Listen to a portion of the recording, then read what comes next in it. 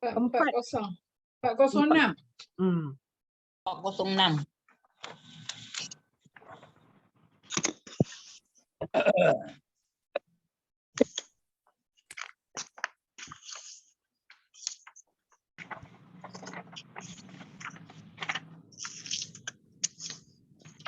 Okay. أعوذ بالله من الشيطان الرجيم. بسم الله الرحمن الرحيم.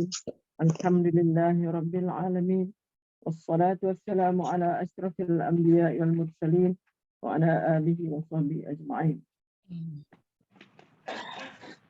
اللهم افتح علينا، اللهم افتح علينا يا الله، اللهم افتح علينا حكمتك وانشر علينا من خزائن رحمتك يا أرحم الراحمين.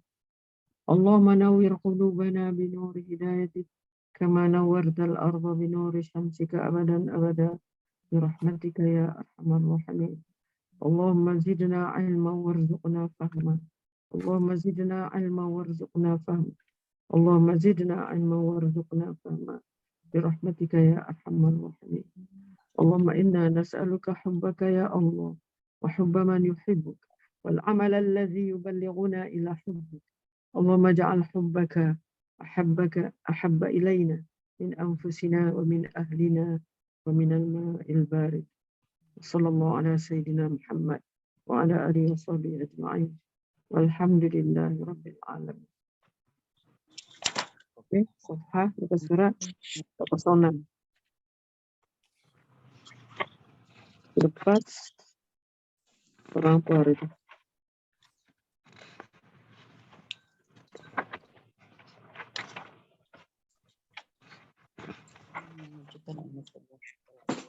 Selepas perang Hunain.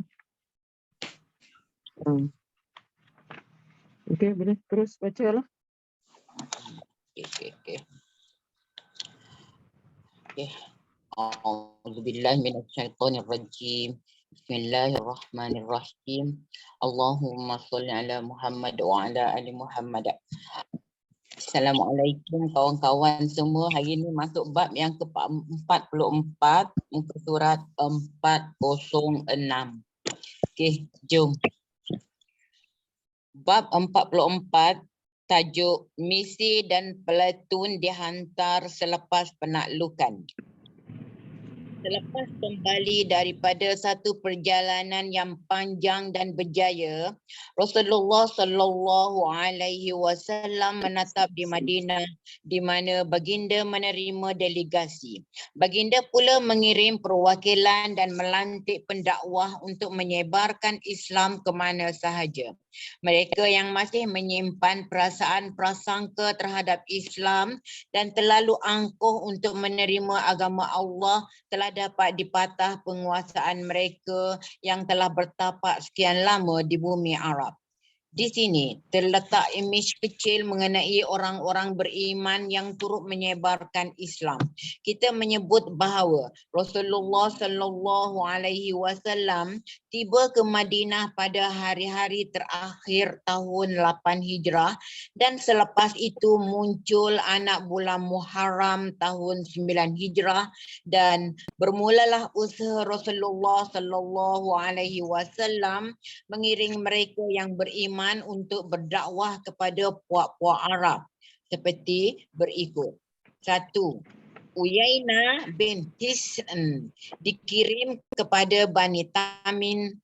Yazid bin Husain dikirim kepada Aslam bin Ghifar. Abbad bin Bishar al-Ashhali dikirim Sulaim dan Muzainah. Rafi' bin Muqait dikirim kepada Juhainah. Amru bin Al-As dikirim kepada Bani Fazarah. Ad-Dahhad bin Sufyan dikirim kepada Bani Kilab. Bashir bin Sufyan dikirim kepada Bani Ka'b. Ibnu Al-Lutabiyah Al-Az dikirim kepada Bani Duban. Al-Muhajir bin Abi Umayyah dikirim kepada Sana'a. Al-Aswad Al-Ansa datang menemuinya ke situ. Ziyad bin Labid dikirim kepada Hadrul Maut. Adi bin Hatim dikirim kepada Tai'i dan Bani Asad. Malik bin Nuwairah dikirim kepada Bani Hanzalah. Al-Zabraqan bin Badr dikirim kepada Bani Sa'ad sebahagian daripadanya. Qais bin Asim dikirim kepada Bani Sa'ad sebahagian daripadanya. Al-Ala bin Al-Hadrami dikirim ke Bahrain. Ali bin Abi Talib dikirim ke Najran memungut sedekah dan jizyah.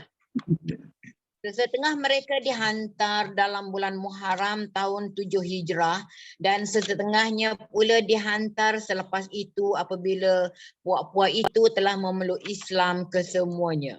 Usaha begini jelas menunjukkan kejayaan dakwah Islam selepas perjanjian Al-Hudaibiyah. Bagaimanapun, selepas penaklukan Makkah, mereka memeluk Islam secara beramai-ramai.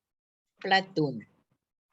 Selain menghantar golongan beriman ke beberapa destinasi, beberapa platoon askar juga dihantar ke seluruh bumi Arab bagi menjamin keselamatan di seluruh daerah. Antara senarai pergerakan platoon ialah: 1. Dalam bulan Muharram tahun 9 Hijrah, satu platoon diketuai oleh Uyainah bin Hisna Al-Fazari dihantar kepada Bani Tamim. Kekuatannya mengandungi 50 orang berkuda dan tiada seorang pun daripada golongan muhajirin atau ansor. Ekspedisi ini dihantar disebabkan Bani Tamim menghalang orangnya membayar al-jizyah dan akhirnya memberhentikannya sama sekali. Justru Uyainah bin Hisna disearah menyerang mereka. Seperti biasa, mereka bergerak pada waktu malam dan bersembunyi pada siang hari sehingga berjaya memintas musuh di padang pasir. Musuh terpaksa cabut lari untuk menyelamatkan nyawa. Namun 11 orang terbunuh dan seramai 21 orang perempuan dan 30 kanak-kanak lelaki berjaya ditawan. Dia dapat mengusir mereka balik ke Madinah dan mendapat perlindungan di rumah Ramlah binti Al-Harith. 10 orang ketua mereka datang menemui Nabi dan melaum. Wahai Muhammad, keluarlah jumpa kami. Apabila baginda keluar, mereka memulakan perbualan. Baginda berbual buat seketika dan apabila tiba waktu zuhur, baginda meninggalkan mereka untuk menunaikan solat. Selepas solat, baginda duduk di laman masjid. Sebenarnya mereka hendak menunjukkan keangkuhan dan bercakap besar. Oleh itu, mereka memperkenalkan seorang pemidatu, Utarid bin Hijab, untuk membuat ucapan.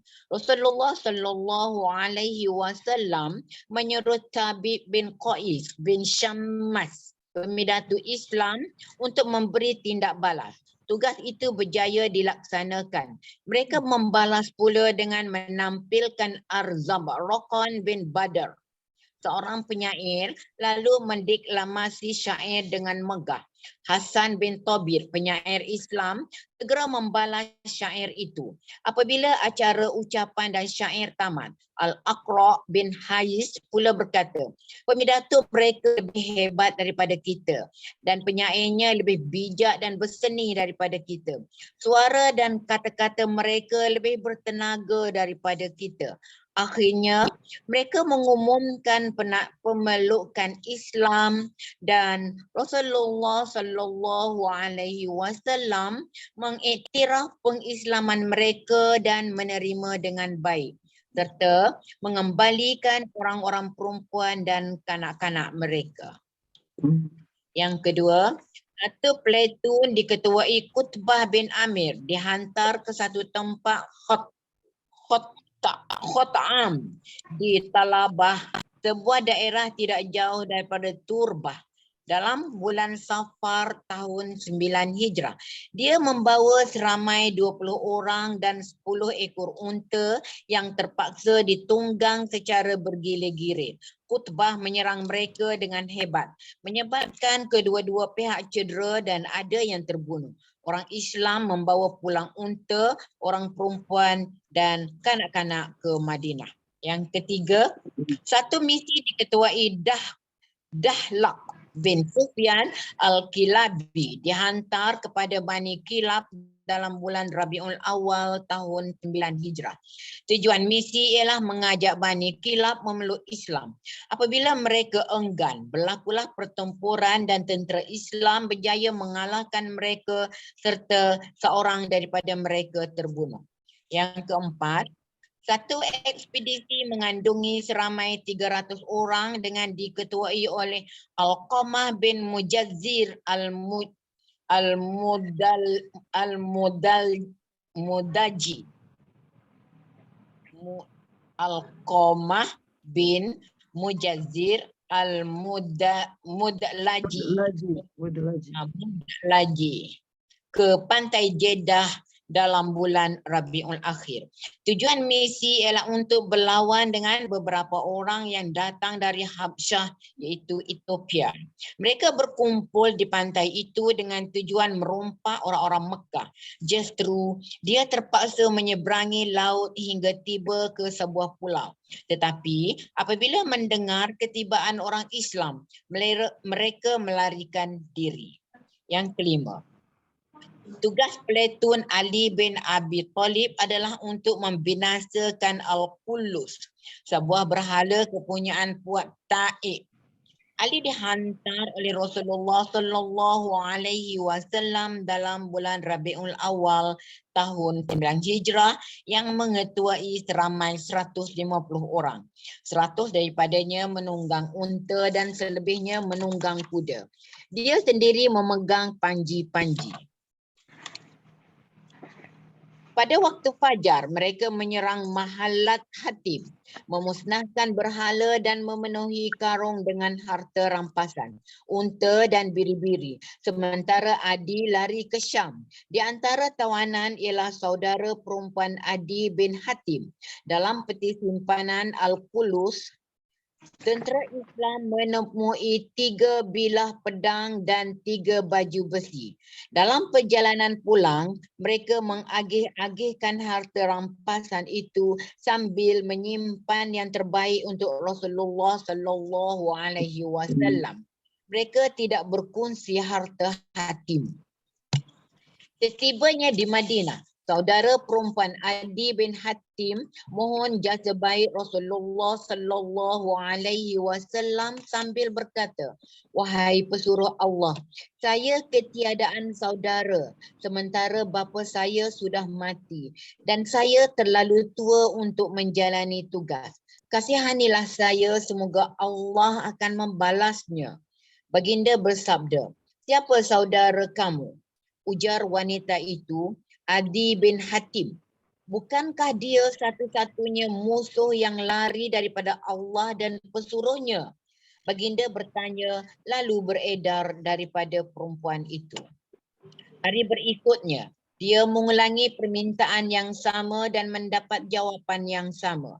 Sehari kemudian, dia menyebut kata-kata yang sama dan kali ini baginda meminta derma daripadanya.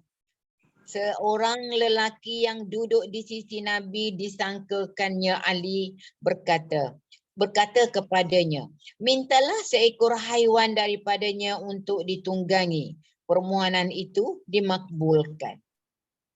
Dia kembali ke Syam menemui saudaranya dan berkata, Rasulullah sallallahu alaihi wasallam melakukan sesuatu yang mulia terhadapku yang bapa kita pun tidak akan dapat buat begitu.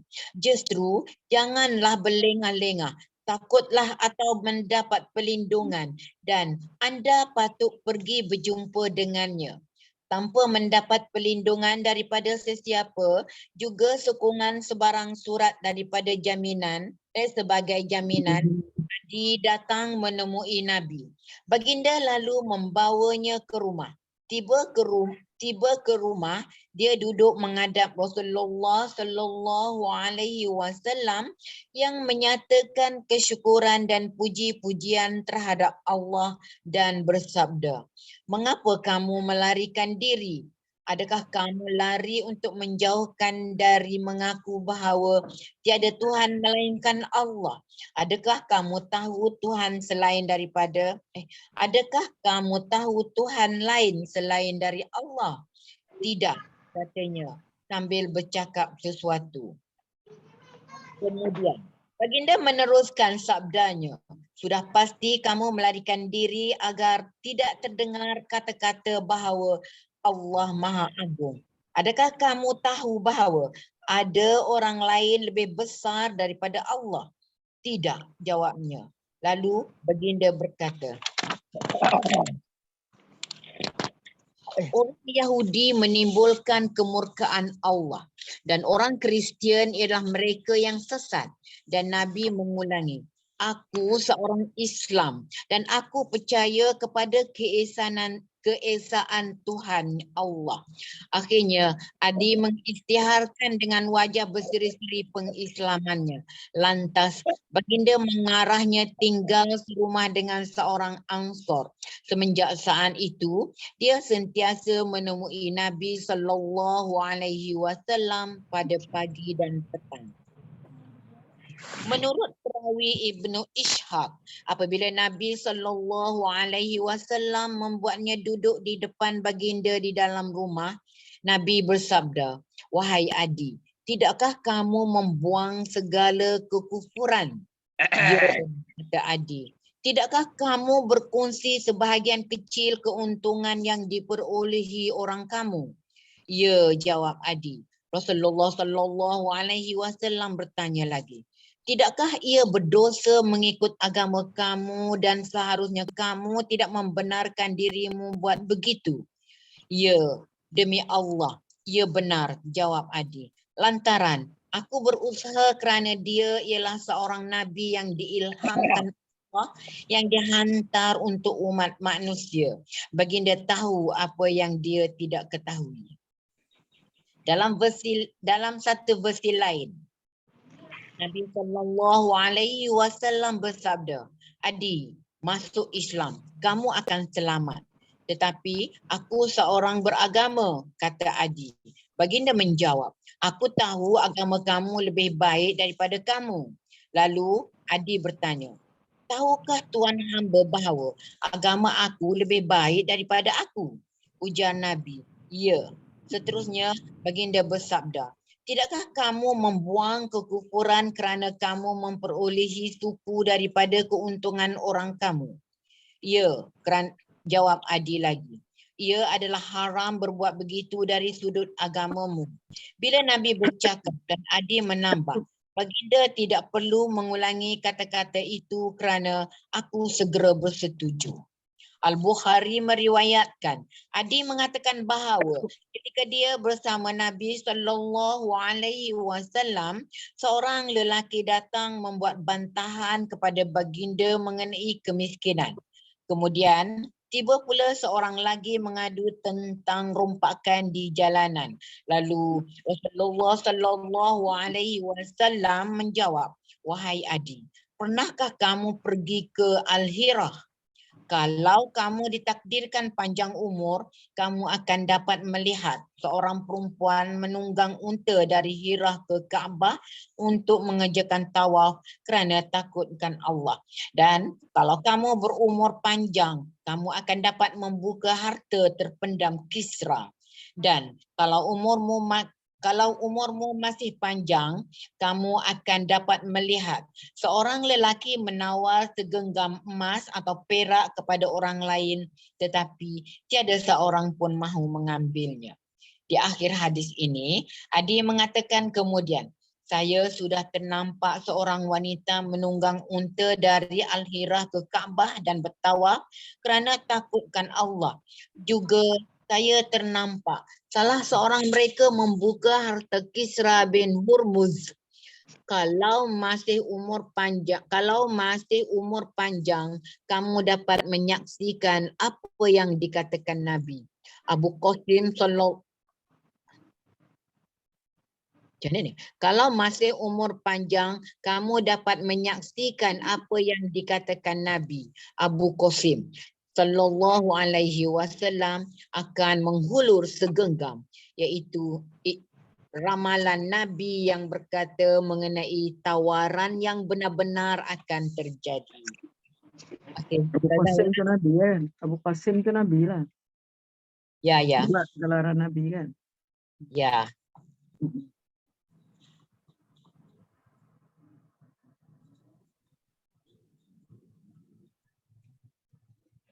Apa dia maksudkan tu?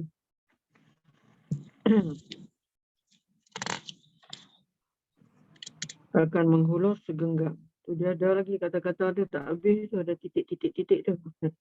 Itulah ramalan Nabi yang berkata mengenai tawaran yang benar-benar akan terjadi. Kemungkinan satu ketika nanti Adi akan menjadi pemimpin ke atau menjadi pembesar ke di mana-mana wilayah. Sebab kata ni kan dapat membuka harta Kisra di Hormuz kan. Kemungkinan. Kan mungkinlah. Dan sebab bila Nabi bercakap dua daripada apa ni, kan Nabi kata kalau dia umur panjang dia akan melihat ini. Dia kata daripada yang Nabi cakap tu dua dia dah nampak. Perempuan menunggang unta, dia kata, dan dia kata dia membuka harta Kisra bin Hormuz. Cuma segenggam, menghulur segenggam. Segenggam apa benda titik-titik tak habis cakap. Mungkin akan dapat sesuatu daripada, mungkin jadi dia akan dapat menakluk kawasan mana-mana. Itu andaian saya.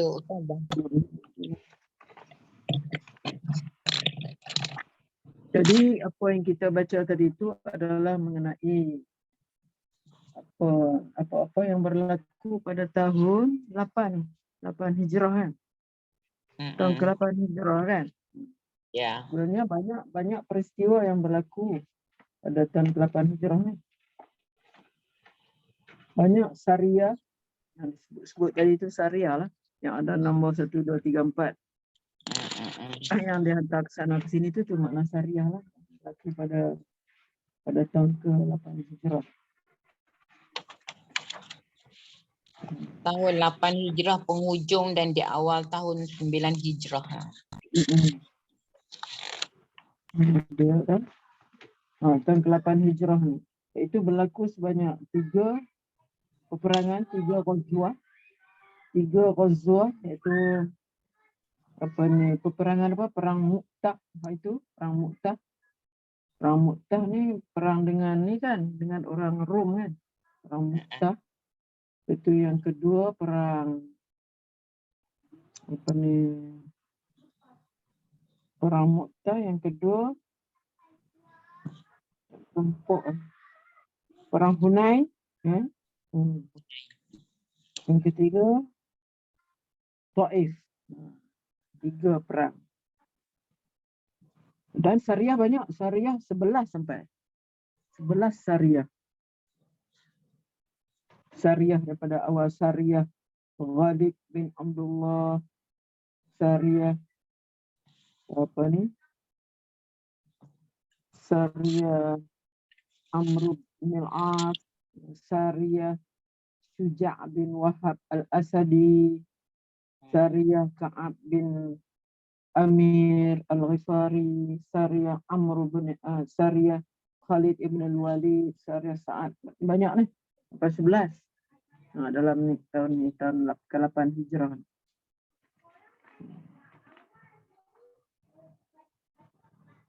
Apa tujuan syariah tu? Mana Nabi tak bersama di dalam syariah tu. Tapi apa tujuannya? Kita tengok di awal tu dia kata dakwah lah. Dakwah menyebarkan Islam. Dakwah. Dan sebab masa tu dah kita penaklukan Islam ni sudah semakin banyak kan. Jadi Rasulullah nak jagalah supaya tempat-tempat yang dah dikuasai itu tidak boleh diusik lah oleh musuh lah. Nak pastikan mana terjagalah tempat-tempat tu. Sebab kita mana daripada tahun hijrah ke-8 ni 9, 10, 3 lagi. Lebih kurang 2 tahun lebih ataupun 3 tahun lagi. Mana hampir dah nak wafat Nabi kan. Tahun ke-8 ni banyak sekali lah syariah tu. Tahun ke-9 pun ada juga.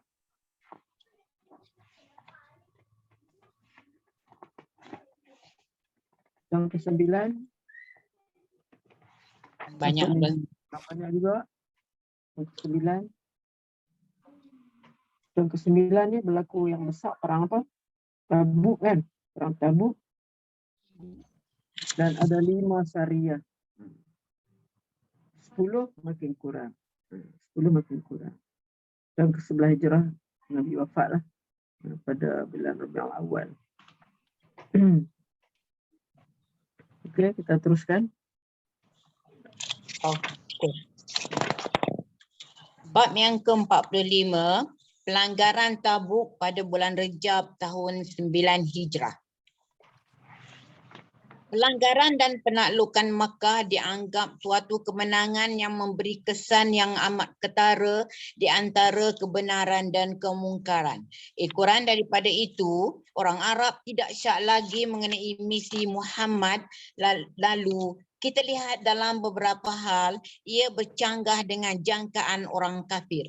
Orang ramai mula memeluk agama Islam. Hal ini jelas diterangkan dalam delegasi yang menceritakan begitu ramai manusia mengejarkan Hajjatul Wada, iaitu tawaf selamat tinggal. Semua kekacauan dalam negeri berakhir dan orang-orang Islam merasa mudah dan mula melaksanakan perintah Allah dan sekaligus mengukuhkan seruan. 1. Sebab yang tersirat. Kuasa Byzantine pada suatu masa dahulu dianggap kuasa paling kuat dalam bidang ketenteraan dan yang menunjukkan tentangan tidak berasas terhadap orang Islam. Telah dinyatakan di atas bahawa tentangan mereka bermula dengan pembunuhan ke atas Al-Harith bin Umair, duta Rasulullah sallallahu alaihi wasallam oleh Syarhabil bin Amru Al-Ghassani. Duta itu membawa mesej Nabi SAW untuk disampaikan kepada pemerintah Busra. Akibatnya, Nabi menghantar satu pasukan tentera di bawah pimpinan Zaid bin Harithah menentang pihak Byzantine dengan sengit di medan perang Mu'tah. Sungguh pun tentera Islam tidak dapat membalas kekejaman, tetapi peperangan itu meninggalkan kesan mendalam. Bukan sahaja kepada bangsa Arab, malah kepada seluruh semenanjung tanah Arab. Kaisar sama ada jahil betapa besarnya manfaat yang diraih orang Islam dalam perang Mu'tah atau memandang remeh harapan puak-puak Arab akan kebebasan yang mereka nikmati dan berjuang membebaskan diri daripada cengkaman pengaruhnya, atau dia jahil tentang pakatan mereka dengan orang Islam namun dia menyedari bahaya sedang mengancam di perbatasan kekuasaannya, terutama sempadan Syam yang berjiran dengan tanah Arab. Justru, dia merumuskan bahawa melenyapkan kuasa Islam yang sedang berkembang merupakan satu keutamaan. Pada pendapatnya, sebelum kuasa Islam bertambah kuat untuk ditakluki, dia harus menimbulkan kekacauan dan pergolakan di wilayah Arab yang berdekatan. Untuk mencapai cita-cita yang terdesak ini, Kaisar mengatur kekuatan bala tentera Byzantine dan puak-puak Ghassan yang pro-Romawi untuk melancarkan serangan bermati-matian terhadap Islam.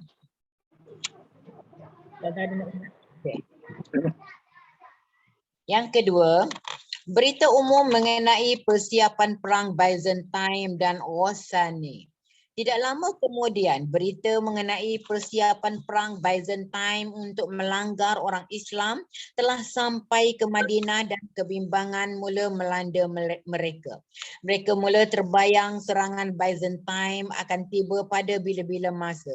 Ini jelas dalam peristiwa yang berlaku kepada Umar bin Al-Khattab pada suatu hari.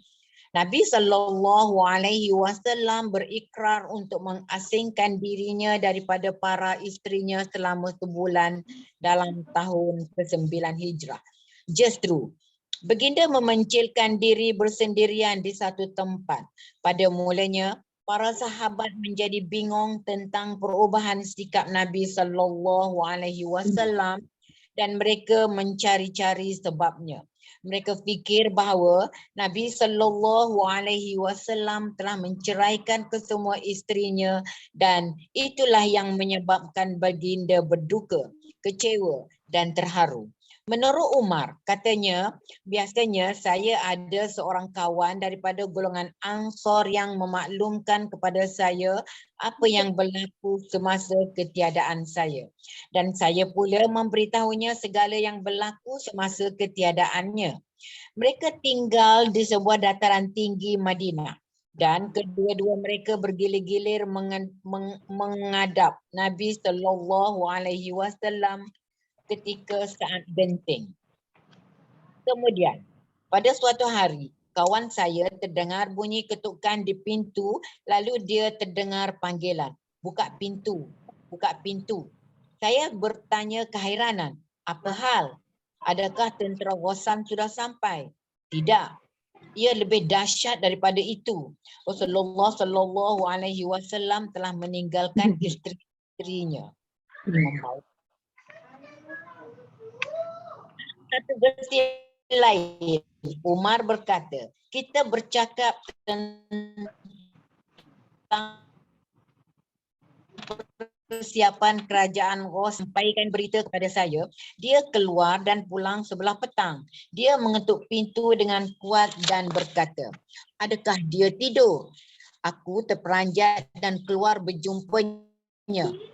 Seterusnya berkata, ada sesuatu yang serius terjadi. Aku bertanya, adakah orang Ghassani sudah tiba? Tidak, jawabnya. Tetapi ada sesuatu yang lebih serius. Rasulullah SAW telah menceraikan isteri-isterinya. Letak dalam keadaan berjaga-jaga kerana mula ternampak sesuatu yang serius berlaku yang bakal dialami oleh orang Islam. Situasi tegang itu disahkan dengan melihat gerak laku orang munafik apabila terdengar berita persiapan Byzantine sampai ke Madinah. Sebenarnya dalam semua peperangan Rasulullah mencapai kemenangan dan tiada kuasa di muka bumi ini dapat menggentarkannya. Malah sudah terbukti bahawa baginda dapat mengatasi segala rintangan yang berada di depannya. Tetapi bagi orang munafik masih tertanam anasir jahat dalam jiwa mereka serta mengharap dalam masa terdekat kemusnahan akan menimpa umat Islam juga agama Islam. Ustazah ada nak cakap apa-apa? Tak ada. Teruskan. Mereka menyimpan sikap khianat untuk menggagalkan proses perkembangan Islam dan umat Islam. Berlandaskan harapan palsu demi mematahkan benteng keimanan orang Islam. Mereka menubuh sarang konspirasi dan onar dalam bentuk sebuah masjid. Masjid Ad-Darar, iaitu Masjid Jahanam. Mereka berjumpa Nabi SAW dan menjemputnya datang sendiri ke masjid itu dan bersolat di dalamnya. Pada waktu itu, Nabi akan memulakan gerakan ke Tabuk. Lantaran itu, baginda menangguhkan permintaan mereka sehingga baginda pulang. Sementara itu, baginda mendapat maklumat melalui wahyu bahawa masjid itu bukanlah untuk bersolat dan bertakwa tetapi sebuah sarang gerakan anti-Islam. Sekembali daripada Tabuk, Nabi mengarahkan agar bangunan baru itu dirobohkan. Yang ketiga, Berita tepat mengenai persiapan perang Byzantine dan Ghazani.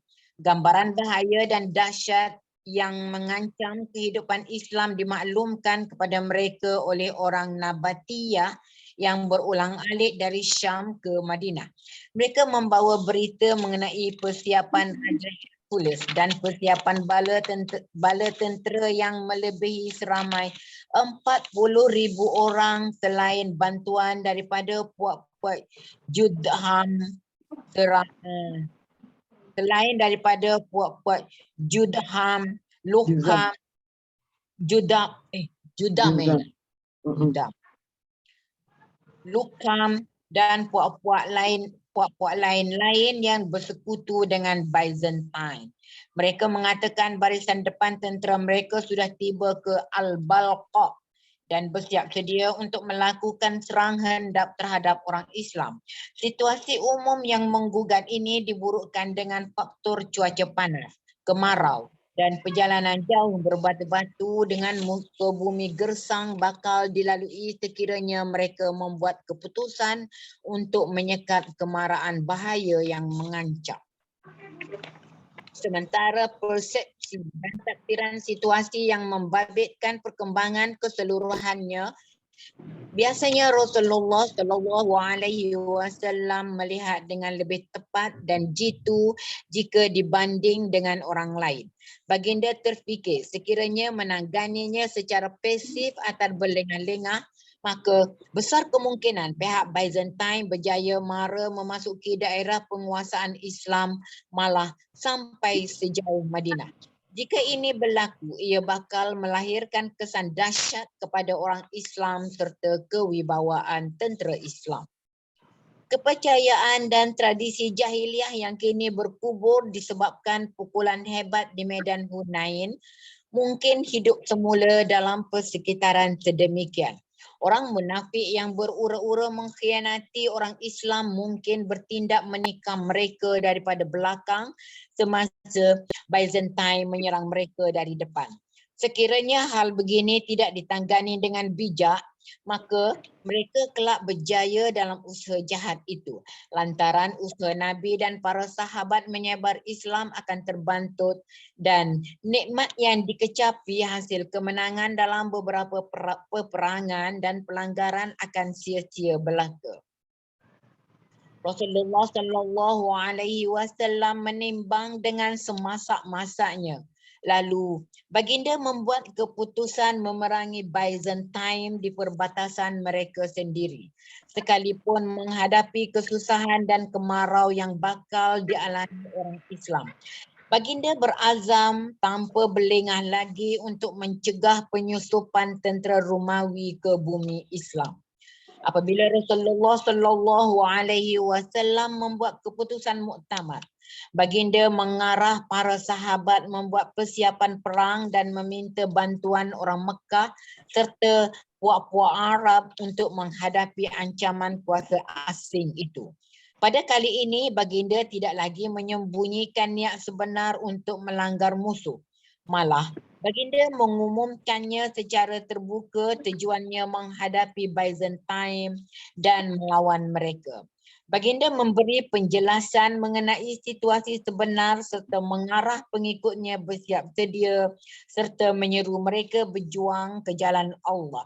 Dalam peristiwa ini, sebahagian daripada surah At-Taubah, Bara'ah, penyesalan, surah ke-9 diturunkan Allah, menggesa mereka berdiri teguh dan tabah menghadapinya. Di samping itu, Rasulullah SAW menaruh harapan baik agar mereka bermurah hati untuk berderma dan berbelanja sebaik mungkin ke jalan Allah. Tidak lama selepas mendengar seruan Rasulullah SAW untuk berjuang menentang Byzantine, mereka berlumba-lumba menyahut perintahnya itu. Begitu pantas mereka mula membuat persiapan menghadapi peperangan.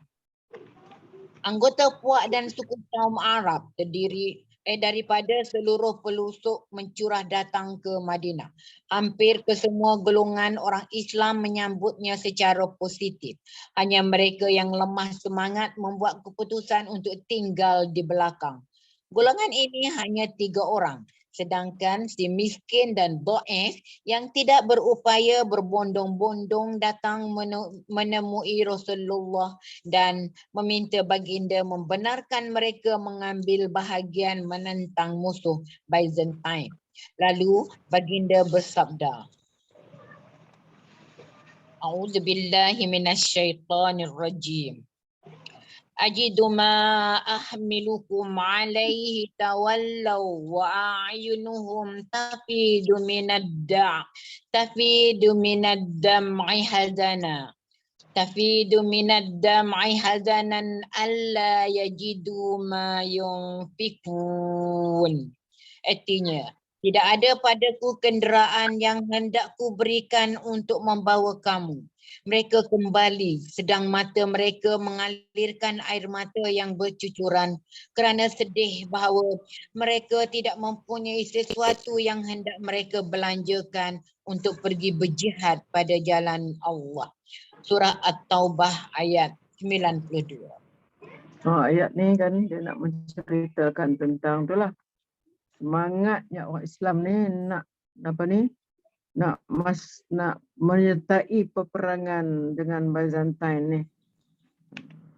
Sebab sebelum tu ada ayat yang menyatakan 3 golongan. 3 golongan Allah menerangkan ada 3 golongan yang diterima keuzuran. Mana kebanyakannya apa ni mana semangatlah untuk nak sertai peperangan itu. Tapi ada golongan yang apa ni yang diberi keuzuran lah. Yang ayat yang sebelum tu ayat 92 surah At-Taubah. Dia yang dia tulis ayat kat kita tu macam tak sempurna, ada tertinggal kan.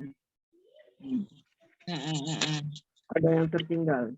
Kita baca dulu ayat 91 sebelum tu, ayat 91 sebelum tu, itulah dikatakan di sini laisa 'alal du'afa'i wala 'alal marda wala 'alal ladzina la yajiduna ma yunfiquna harajun idza nasahu lillahi wa rasulihi ma 'alal muhsinina min sabilin wallahu ghafurur rahim.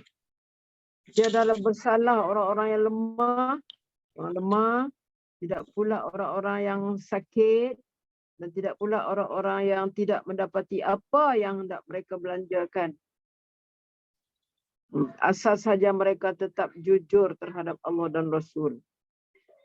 Tidak ada jalan untuk menyalahkan orang-orang yang berbuat baik dan Allah Maha Pengampun lagi Maha Penyayang. Jadi 3 golongannya itu siapa? Orang-orang yang lemah. Orang-orang yang lemah ni orang yang sakit, tidak berdaya berperang dan tidak sanggup menanggung kepayahan dalam pelayaran seperti orang yang sudah tua, kanak-kanak dan kaum wanita ataupun orang yang orang asal kejadiannya bertubuh lemah dan kurus kering. Mereka ini tidak diwajibkan berperang. Itu pertama. Kedua, orang yang sakit, marid wala 'alal marda. Orang sakit termasuklah orang buta, pincang, sakit, merana dan setiap pesakit yang tidak membolehkan ia berperang atau berlayar pergi berperang. Itu kedua. Orang ketiga ialah orang-orang yang fakir, yang tidak mendapat kelengkapan perang seperti ketiadaan bekalan makanan, kenderaan, tak ada nak pergi macam mana, senjata dan duit untuk pelayaran. Bermakna ketiadaan duit, tidak ada ongkos peperangan. Itu adalah dikira unsur. Jadi 3 golongan yang Allah sebut di dalam ayat ini. Lepas tu diikuti dengan ayat ni lah, ayat yang tertulis dalam buku kita ni. Itulah ayat ni. Tidak juga wala 'alal ladzina idza ma atau. Tidak juga apa ni diwajibkan ke atas orang ini. Wala 'alal ladzina idza ma atau kali tahmilahum qulta la ajidu. Qulta la ajidu tu. La ajidu, bukan ajidu terus. La ajidu. La ajidu ma ahmilukum alaihi wa tawallaw alaihi tawallaw wa a'yunuhum tafidu minad dam'i hazana alla yajidu ma yunfiqun. Dan tidak juga bersalah. Tadi tiga kumpulan, iaitu du'afa, dhaif, marda, begitu juga orang yang tak ada kita kata senang, tak ada wang lah untuk nak mereka belanjakan. Begitu juga wala 'alal ladzina idza ma atauka litahmilahum. Tidak juga bersalah orang-orang yang datang supaya engkau bawa mereka seraya engkau berkata. Ada orang yang datang kepada Nabi nak masuk perang ni, semangat nak masuk perang. Pergi jumpa Nabi dan mereka sebut kepada Nabi, kami ni tak ada kenderaan. Kami nak ikut perang, tapi tak ada kenderaan nak pergi. Kami ni orang susah kan. Jadi Nabi kata apa? Saya tidak, seraya engkau katakan, saya tidak mempunyai kenderaan untuk membawa kamu. Nabi pun cakaplah, saya pun tidak ada kenderaan. Saya tidak ada peruntukan ni kenderaan untuk bawa kamu. Dan ni dia kata, qulta, kamu kata, qulta kan. Allah kata, kamu kata wahai Muhammad, la ajidu. Aku tak ada ma ahmilukum, kenderaan yang boleh membawa mereka. Jadi orang yang semangat tadi tu bila pergi jumpa Nabi, kemudian nak minta ada kenderaan boleh bawa kami nak ikut sama perang ni. Rasulullah cakap, kata tak ada, la ajidu ma ahmil, aku tak ada ma ahmilukum, kenderaan yang boleh bawa kamu. Kemudian apa ni reaksi daripada pengadu tadi? Mereka pun beredar, sedang tawallau wa a'yunuhum, mereka pun beredar, sedang mata mereka bercucuran air mata. A'yunuhum tafidu minad dam'i, bercucuran air mata. Pasal apa? Sedih. Sebab nak pergi semangat, tapi tak ada. Tak ada belanja. Lepas tu pergi jumpa Rasulullah pula. Rasulullah kata tak ada. Mana dalam keadaan yang teruk lah. Maknanya pada masa tu keuangan tak ada. Kemudian mereka ni pun bercucuran air mata, tafidu minad dam'i hazana, sedih disebabkan mereka tidak mempunyai apa-apa yang hendak mereka belanjakan. Itulah makna ayat ini. Jadi daripada ayat ni kita boleh faham bahawa Allah menyebutkan sekumpulan sahabat-sahabat Nabi sallallahu alaihi wasallam yang fakir kerana mereka tidak mampu mengeluarkan ongkos atau belanja untuk pergi berjuang dan tidak mempunyai kenderaan yang akan membawa mereka pergi berperang. Mereka telah menemui Nabi dan menyatakan keinginan mereka yang bukan alang kepalang agar dapatlah kiranya mereka dibawa pergi bersama ke medan perang, mengingat besarnya pahala, sebab ingat besarnya pahala jihad tu, naklah pergi walaupun tak ada apa, pergi mengadu kepada Rasulullah kan, nak berjihad dan berperang. Maka dijawab oleh baginda dengan rasa duka cita dengan sabdanya yang artinya, saya tidak mempunyai kenderaan untuk membawa kamu. Itulah la ajidu ma ahmilukum alai, itu dia ayat dia. La ajidu ma ahmilukum alai, aku tak ada kenderaan yang boleh bawa kamu.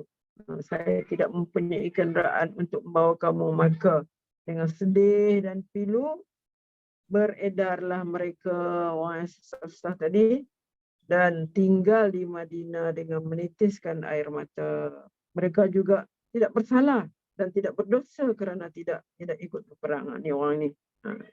Boleh kita kata golongan yang keempat lah. Tadi kita dapat dalam ayat 91 tadi 3 golongan, masuk ni golongan yang keempat. Mereka ni boleh di-trace mereka ni siapa dia? Kata Al-Baghawi, mereka ada 7 orang dan digelar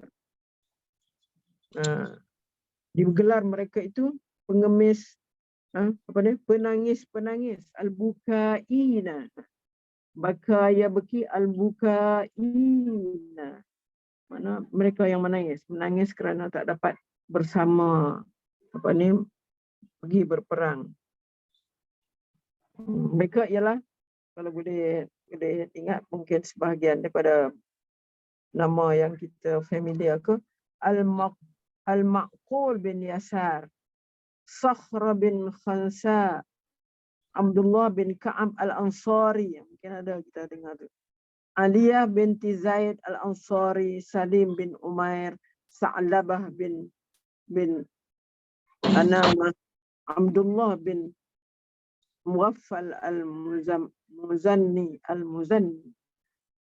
Itulah mereka yang dimaksudkan yang pergi berjumpa Nabi itu. Itulah yang dimaksudkan pada ayat tu. Jadi walaupun kita tengok ada nanti daripada kalangan orang Islam yang boleh kerana mereka sangat memerlukan kepada perbelanjaan untuk nak masuk, nak mengharungi peperangan dengan Byzantine ni. Ada ni di bawah ni nanti disebut siapakah sahabat-sahabat yang ada yang memberi harta dia separuh, ada yang bagi semua sekali, ada yang banyaklah, yang ada yang bagi sikit, yang susah dia bagi sikit, ada. Karena semua tu sangat dinilai oleh Allah SWT. Okay, cuba teruskan baca lagi. Okey. Orang-orang Islam keluar berbelanja dan berderma untuk membiayai serangan ini.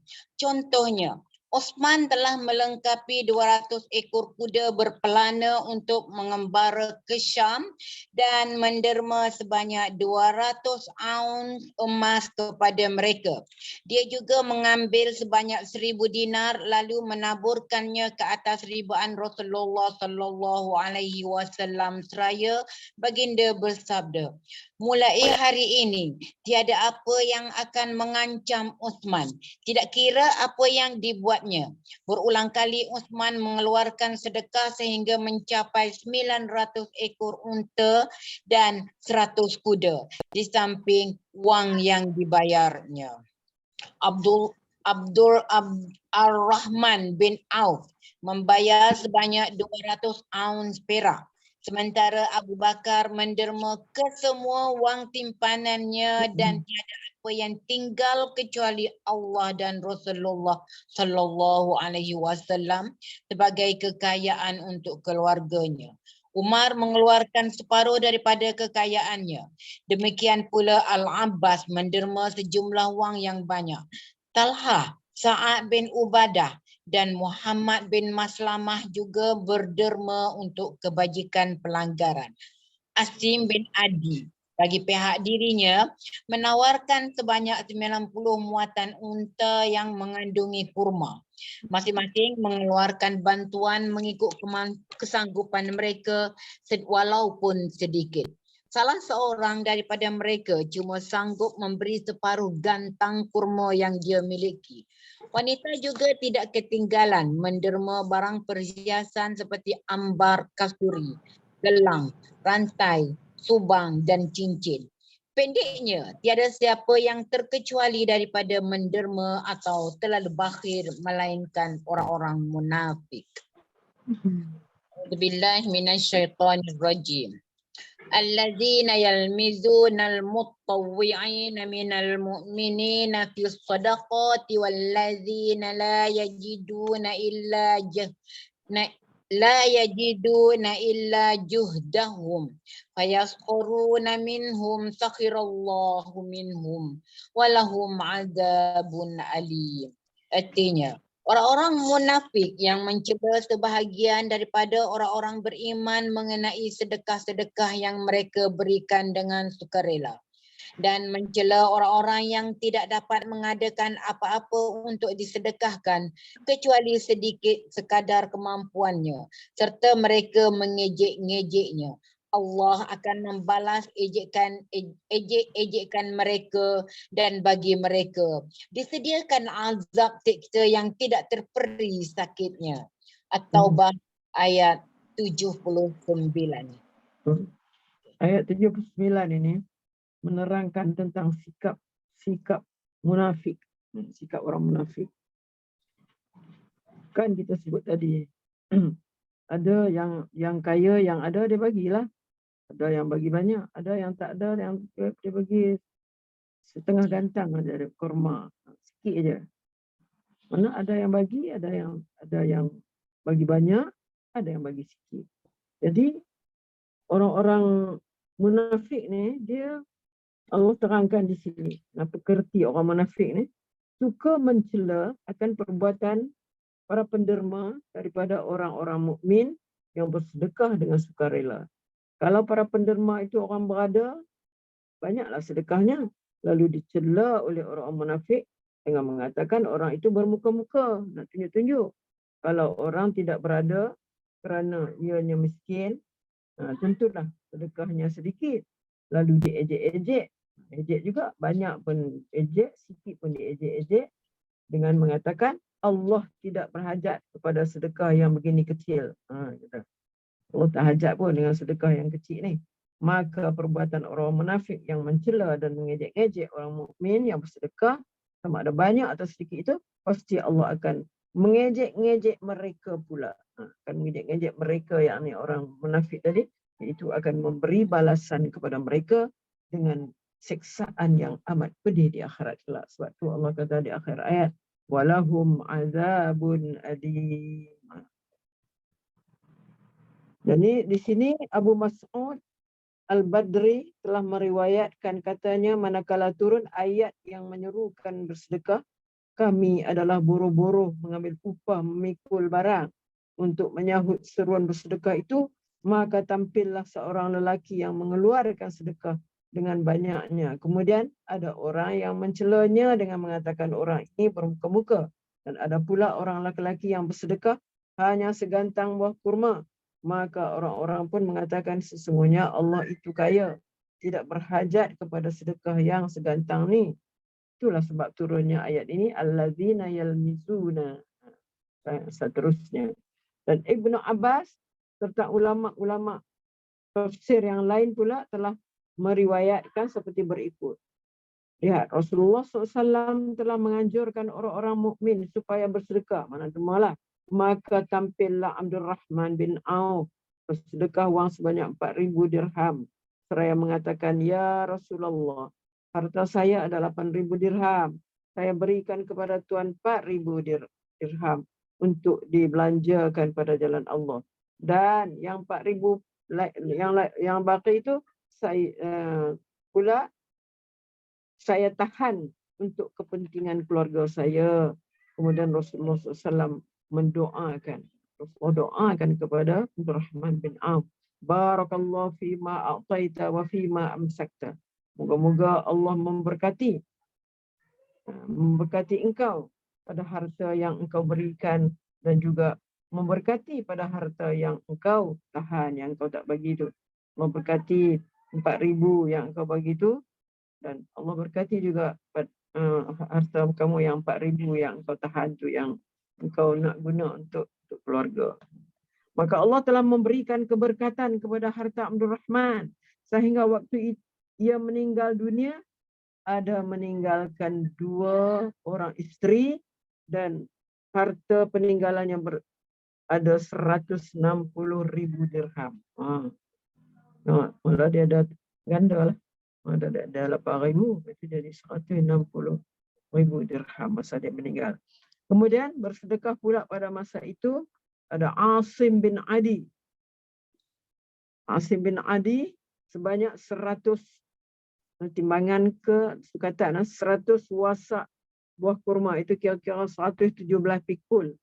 117 pikul kurma. Dan datang pula Abu Aqil Al-Ansari, orang ketiga, bersedekah hanya 1 gantang. Ni, dia bersedekah 1 gantang aja buah kurma, seraya berkata, ya Rasulullah, saya bekerja malam tadi mengambil upah untuk mengairi kebun, hinggalah saya dapat upah sebanyak 2 gantang buah kurma, dan 1 gantang saya tahan simpan untuk keperluan keluarga saya. dan sekantang lagi. Inilah saya hanya bawa kepada Tuhan sebagai sedekah. Lalu Rasulullah SAW menyuruhnya bagi-bagikan untuk sedekah. Maka penafik, yang seperti ayat tadi kata tu, dengan berkata tak lain, tujuan Abdul Rahman dan Asim itu bersedekah ialah kerana nak bermuka-muka, nak tunjuk-tunjuk, dan sesungguhnya Allah serta Rasulnya tidak berhajat kepada sedekah yang satu gantang dari Abu Aqil. Dia hanya ingin namanya disebut-sebut kerana memberi sedekah. Itulah dia sikap orang munafik. Ini jelas di sini para penderma dari golongan orang-orang mukmin yang berada banyak sedekahnya seperti Abdul Rahman bin Auf dan Asim bin Adi telah dicela oleh orang munafik, dan para penderma yang miskin yang pendapatannya bergantung kepada tenaga mengambil upah sebagai buruh kasar, tentunya sedikit saja sedekah itu dapat didermakannya seperti Abu Aqil. Itu pun mereka ini telah diejek, padahal mereka semuanya bersedekah semata-mata kerana mentaati Allah dan Rasulnya. Maka balasan bagi mereka orang munafik itu mencela dan mengejek-ngejek itu akan diseksa oleh Allah dengan seksaan yang pedih. Itulah walahum azabun alim kata dia. Disebut walahum azabun alim. Okey, itu mengenai ayat itulah. Teruskan. Okey. Nombor 4, tentera Islam menuju ke Tabuk. Setelah selesai menyediakan kelengkapan perang, Rasulullah sallallahu alaihi wasallam mengarahkan pentadbiran Madinah diserahkan kepada Muhammad bin Maslamah dan besi lain kepada Sibak bin Arfah.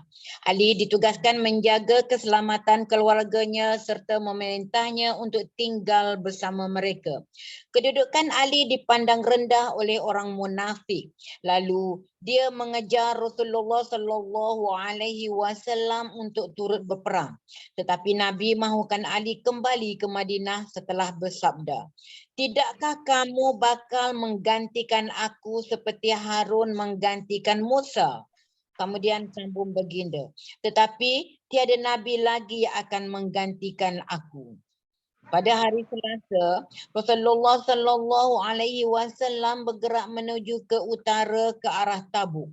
Tentera Islam seramai 30,000 orang pejuang dianggarkan jumlah terbesar berbanding dengan jumlah tentera sebelumnya.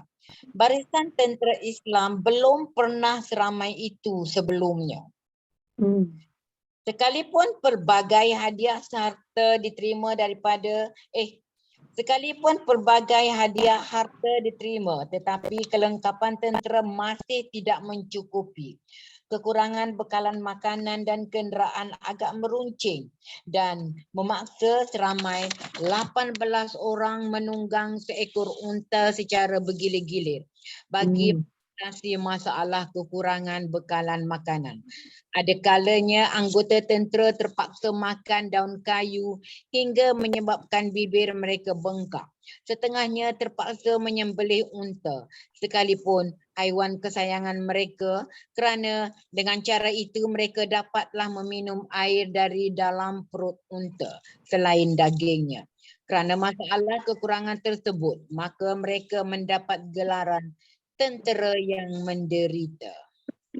Apa air dari perut unta tu, unta ada tempat simpan air kan? Ada tempat simpan air ke? Kantung. Ya. Kan dia minum dari banyak, lepas tu dia simpan untuk berjalan musafir tu kan. Berkabilah tu. Dekat bonggol dia tu, itu simpanan air dia. Kan? Ya, dalam betul. Badan dia. Betul. Okey. Dalam perjalanan ke Tabuk, tentera Islam melewati Al-Hijr, daerah asal kaum Thamud yang memotong batu-batu besar di lereng gunung kini dikenali lereng Al-Qura. Mereka mandi-manda daripada air telaga, tetapi kemudian Rasulullah sallallahu alaihi wasallam melarang mereka minum dan berwuduk dengan air itu. Roti yang mereka buat, baginda suruh beri kepada unta. Baginda melarang makan bahan yang mengandungi air itu. Sebagai pilihan lain, baginda menyuruh mereka menggunakan air untuk menyiram haiwan seperti Nabi Saleh menyiram unta betinanya. Ini yang apa ni yang unta daripada batu tu ke Ustazah? Itu Nabi Saleh. Kan, itu Nabi Saleh punya ni kan, mukjizat dia kan. Unta yang keluar daripada itulah, daripada bukit batu tu. Kenapa dia tak Jadi bagi pada tempat tu sebab Nabi tak mau mereka ni seronok mandi-manda apa tu. Betul, masak-masak lah pakai air situ kan. Sebab tempat tu tempat macam dikatakan tak baik lah. Sebab telah berlaku umat Nabi Saleh tu dah melanggar perintah Allah kan. Mereka membunuh naqah, membunuh unta betina tu kan. Mana tempat tu adalah tempat yang tak elok lah. Jadi sampai mereka nak masak ni lah, nak masak roti ni pakai air kat situ. Rasulullah suruh tak payahlah, bagilah unta makan roti tu. Larang bahan yang mengandungi air kat situlah. Okey. Menurut riwayat Ibnu Umar, Nabi SAW bersabda ketika melewati Al-Hijr, jangan masuk ke rumah mereka yang menyalahkan diri sendiri. Jangan sampai apa yang berlaku ke atas mereka pula menjejaskan dirimu. Tetapi kalau terpaksa melakukan juga, hendaklah disertai dengan tangisan. Kemudian, baginda mengangguk kepalanya dan melajukan tunggangan sehingga melepasi keluar leleng tersebut. Kekurangan air membuatkan mereka membuat bantahan kepada Rasulullah sallallahu alaihi wasallam. Lalu baginda memohon kepada Allah serta merta awan mendung muncul, dan selepas itu hujan pun turun dan semua mereka dapat minum dengan sepuas-puasnya. Ketika menghampiri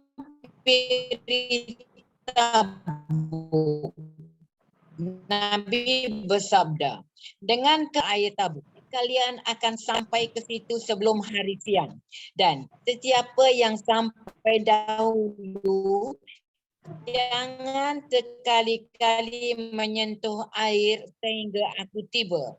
Kata Mu'ad, bila kami sampai ke mata air, biasanya air memancut dengan banyak, tetapi kini sedikit. Kami juga dapati 2 orang sudah mendahului kami tiba ke situ.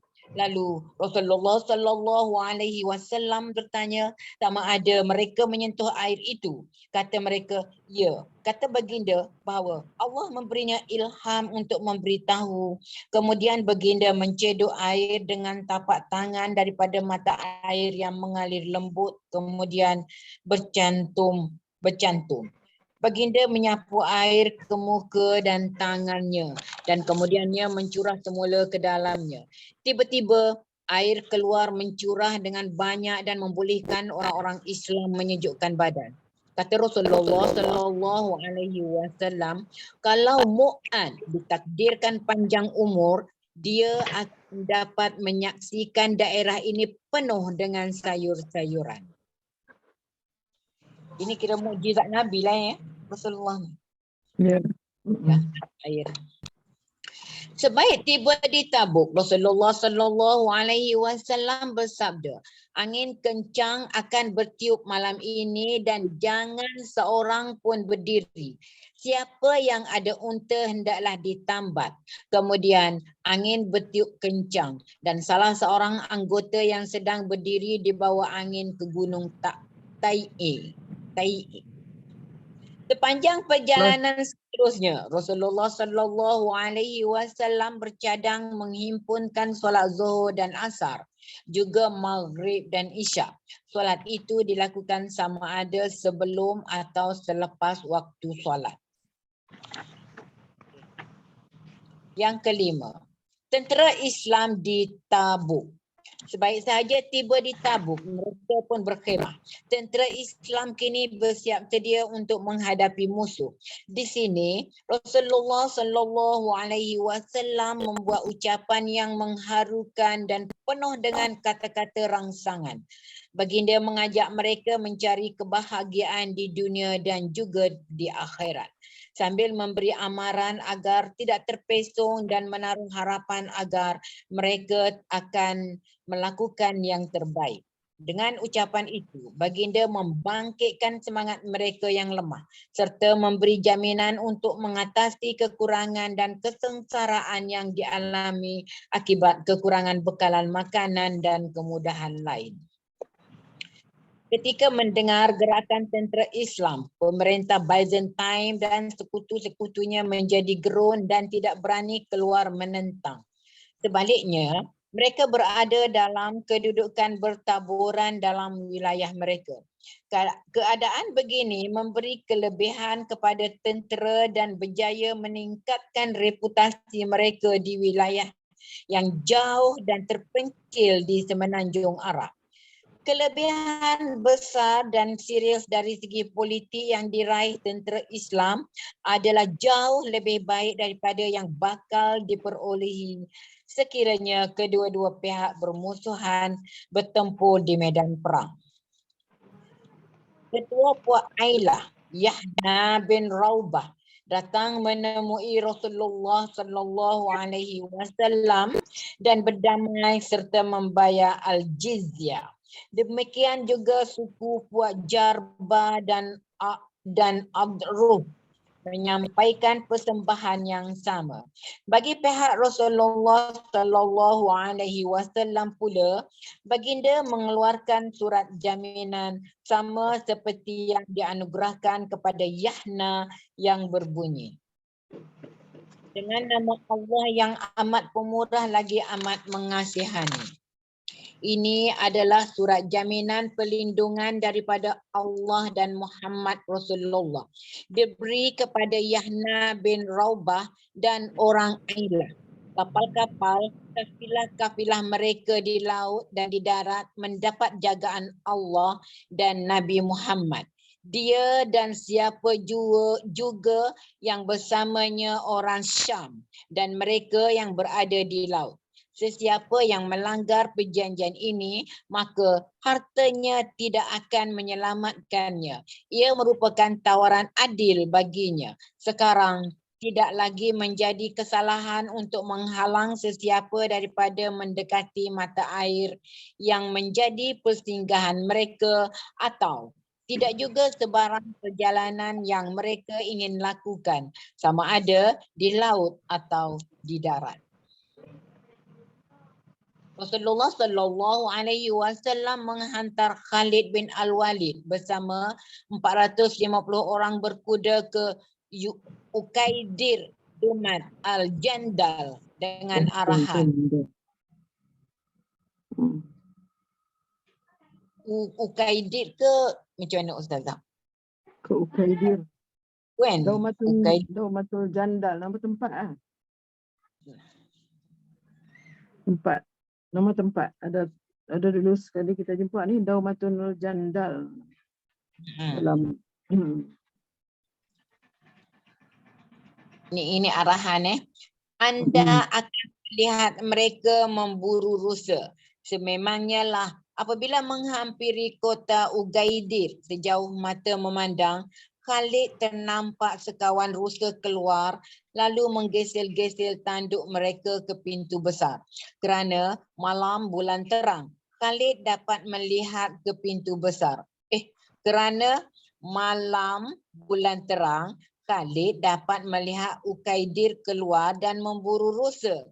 Dan dalam masa yang sama, orang Khalid menangkapnya walaupun dia dikelilingi orang-orangnya. Mereka membawa Ukaidir berjumpa Rasulullah sallallahu alaihi wasallam, tetapi tidak diapa-apakannya kerana dia sanggup berdamai dengan membayar sebanyak 2,000 ekor unta, 800 ekor lembu, 400 baju besi dan 400 bilah lembing. Dia juga dikehendaki membayar cukai persembahan serta melantiknya memungut cukai daripada penduduk Dumat, Tabuk, Ailah dan Taimah. Yang bersekutu dan bergantung dengan ketuanan Byzantine kini sudah berakhir. Sebaliknya mereka kini memihak kepada Islam. Lantaran itu, negara Islam semakin luas hingga ke sempadan wilayah Byzantine dan daerah taklukannya. Justru, kita lihat sekarang bahawa peranan ejen Byzantine sudah tamat. Yang keenam, pulang ke Madinah. Tentera Islam pulang dari Tabuk dengan kemenangan, tanpa terpedaya atau tersilap. Ini disebabkan Allah mengkabulkan permohonan mereka menentang kekufuran. Dalam perjalanan pulang, ketika melalui jalan bergunung ganang, mereka bertembung dengan 12 orang munafik yang berura-ura membunuh Nabi. Baginda ketika itu melewati jalan bergunung ganang dengan Ammar memegang tali kekang unta betina dan Hudzaifah bin Al-Yaman memandunya. Sementara orang lain sudah pun turun hingga ke bawah gunung. Orang munafik mengambil kesempatan itu untuk membunuh Nabi. Tiba-tiba Nabi dan 2 orang pengiringnya terdengar tapak kaki menuju ke arah mereka dari belakang dengan muka tertutup. Hudzaifah di arah baginda pergi melihat apa yang sedang berlaku. Mereka ternampak lalu merembat ke kepala haiwan tunggangan mereka dengan tongkat yang ada pada tangannya, dan serentak dengan itu Allah membuat mereka rasa gerun di hati. Lalu mereka cabut lari menyertai kumpulan mereka. Hudzaifah memberitahu Rasulullah sallallahu alaihi wasallam tentang tujuan mereka. Lantaran itu, Hudzaifah diberi gelaran tempat mengadu. Rasulullah sallallahu alaihi wasallam, rentetan daripada peristiwa ini, Allah menurunkan firman yang berbunyi, A'udzubillahi minasyaitonir rajim. Wa hammu bima lam yanalu. Artinya, serta mereka berazam untuk melakukan apa yang mereka tidak dapat mencapainya, iaitu membunuhmu. Surah At-Taubah ayat 74. Ustazah ada nak? Itulah sebenarnya ayat tu panjang. Ayat tu panjang dalam 4 baris. Yahlifuna billahi ma qalu wa laqad qalu kalimatal kufri wa kafaru ba'da islamihim wa hammu bima lam yanalu wa ma naqamu illa an aghnahumullahu wa rasuluhu min fadlih fa in yatubu yaku khairan lahum wa in yatawallaw yu'adzibhumullahu 'adzaban aliman fid dunya wal akhirah wa ma lahum fil ardi min waliyyin wala nasir. Nak katakan orang apa ni, berapa belas orang munafik tadi tu tujuan nak bunuh Nabi, tapi tak kesampaian. Mereka bersumpah dengan nama Allah bahawa mereka tidak mengatakan begitu. Sesungguhnya mereka telah mengucapkan perkataan kufur dan mereka telah menjadi kafir sesudah mereka Islam.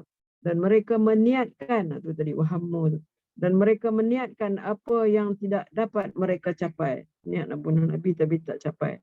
Tidak ada tujuan mereka mengingkari, melainkan supaya Allah dan Rasulnya menggayakan mereka dengan kurnianya. Mengayakan mereka dengan kurnianya. Maka sekiranya mereka taubat, itulah yang lebih baik bagi mereka. Tetapi sekiranya mereka berpaling, nescaya Allah akan menyeksa mereka dengan siksaan yang pedih di dunia dan di akhirat. Dan mereka tidak mempunyai pelindung dan pembantu di muka bumi itu. Panjang ayat dia. Itulah dia. Menyatakan tentang perangai orang munafik tu kan.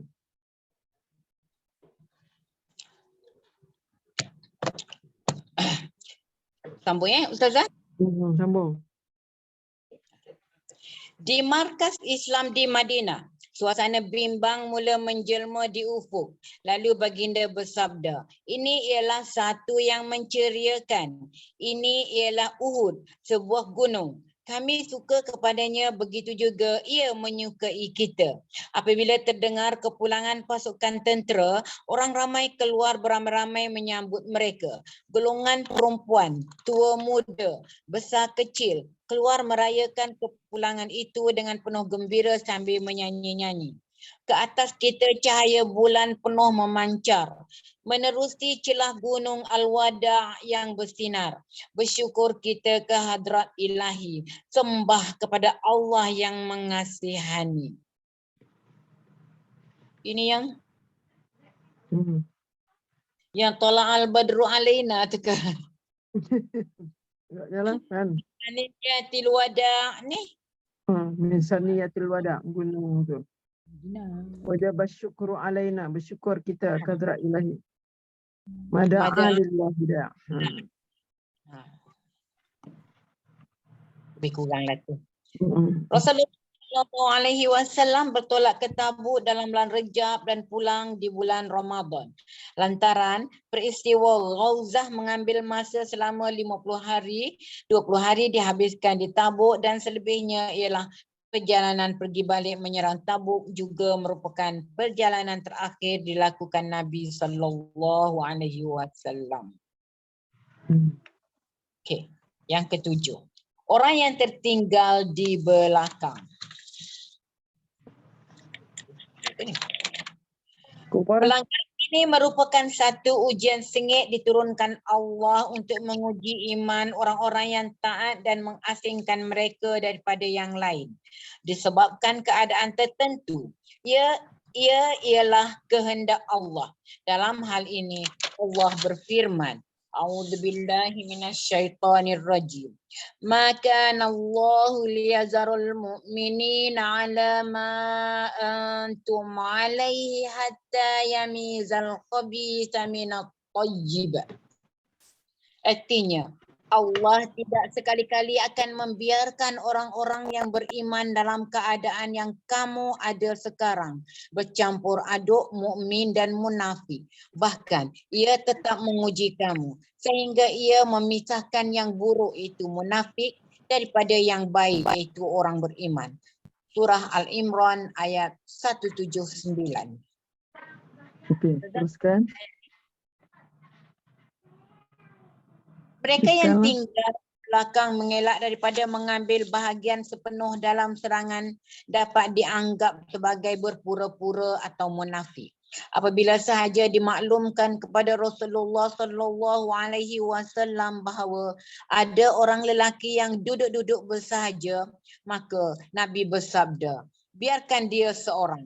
Sekiranya Allah mahukan dia membuat sesuatu kebaikan, dia akan membuka hatinya untuk mengikut kamu sekalian. Tetapi sekiranya dia masih tidak berubah, Allah telah melepaskan kita daripada bebanan. Sebenarnya, tidak ramai yang berkecuali dalam peperangan itu. Cuma mereka yang berhalangan atas sebab-sebab munasabah atau orang munafik yang berdusta kepada Allah dan Rasulnya. Sesetengah orang munafik yang tidak mahu menyertai perang ialah berdasarkan kepalsuan dan menipu diri sendiri. Setengah pula sengaja melengah-lengah tetapi tidak pula meminta kebenaran. Tetapi ada 3 orang beriman yang tidak wajar berpeluk tubuh. Mereka ialah di antara yang diuji keimanan mereka dan kemudian dia mengampunkan mereka serta menerima penyesalan mereka. Baik sahaja Rasulullah SAW memasuki Madinah. Baginda terus bersolat 2 rakaat dan kemudian duduk menyambut orang-orangnya. Teramai 80 orang munafik datang memberi berbagai alasan dan bersumpah.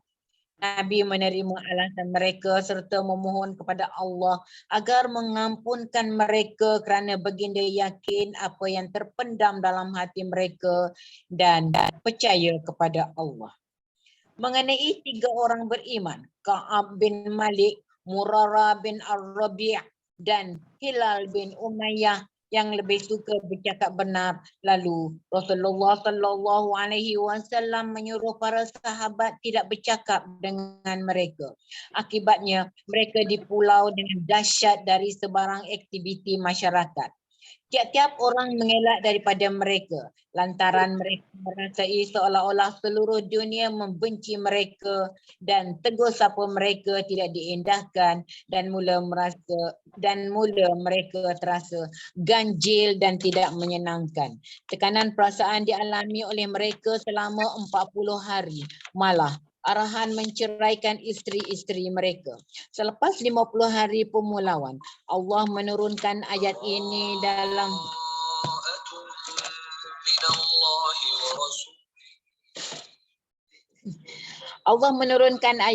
dalam Al-Quran berbunyi, A'udzubillahi minasyaitonir rajim. وعلى الثلاثة الذين خلفوا حتى إذا ضاقت عليهم الأرض بما رحبت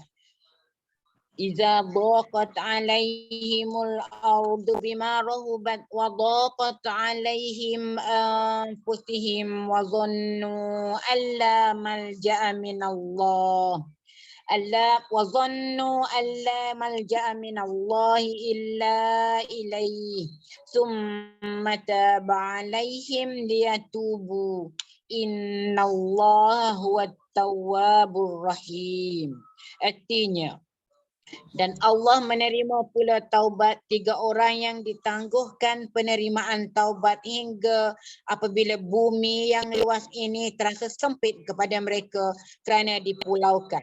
Dan hati mereka pula menjadi sempit kerana menanggung duka cita. Serta mereka yakin bahawa tidak ada tempat untuk mereka lari dari kemurkaan Allah melainkan kembali bertaubat kepadanya. Kemudian Allah memberi taufik serta menerima taubat mereka supaya mereka kekal bertaubat. Sesungguhnya Allah dialah penerima taubat lagi Maha mengasihani. Surah At-Taubah ayat 118. Taza ada nak ulas?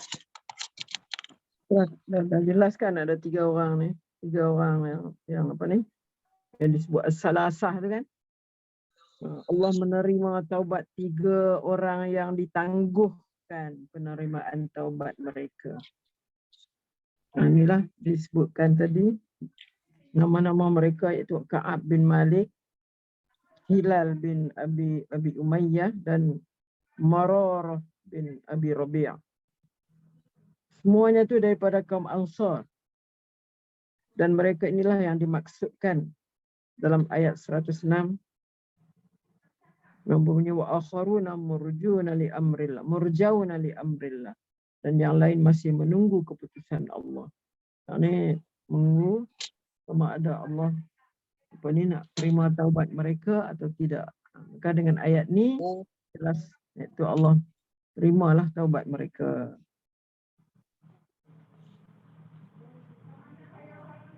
Okay. Perhatian Allah terhadap mereka membawa kegembiraan bagi kedua-duanya serta orang Islam dan 3 orang yang berkenaan. Kegembiraan yang tidak dapat dibayangkan oleh ketiga-tiga mereka yang merupakan hari paling gembira dalam penghidupan mereka.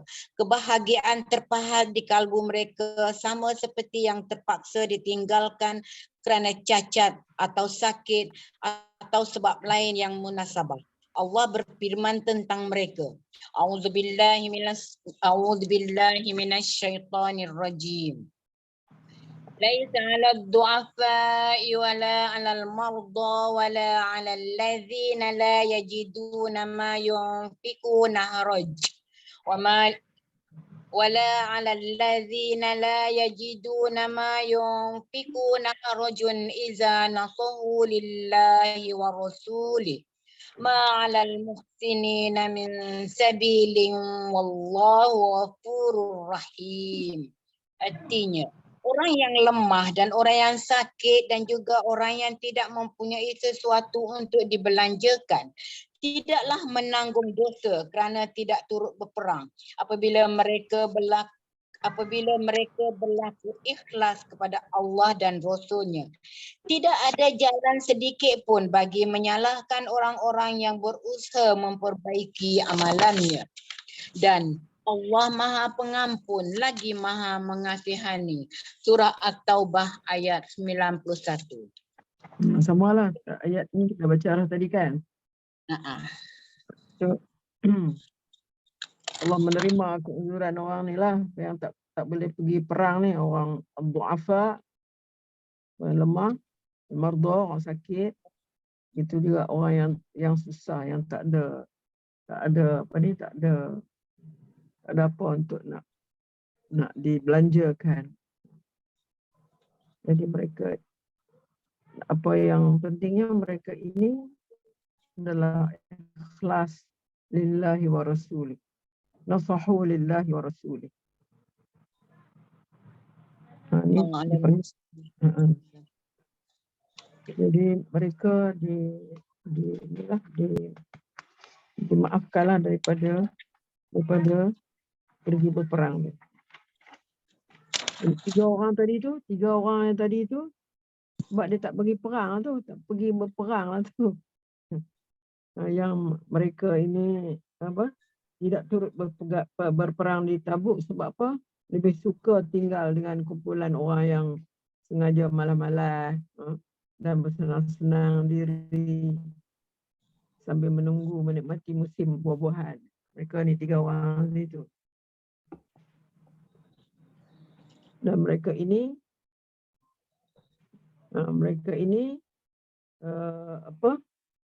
tidaklah seperti kumpulan Abi Lubabah dan kawan-kawan dia yang mengikat diri masing-masing pada yang masjid kerana segera bertaubat, iaitu Allah terima taubat mereka. Sedang ketiga-tiga orang yang sebut tadi tu, mereka ini telah melambat-lambatkan keputusan, melambat-lambatkan taubat mereka. Sebab itu Allah pun melambat-lambatkan keputusan sama ada nak terima atau tidak taubat mereka.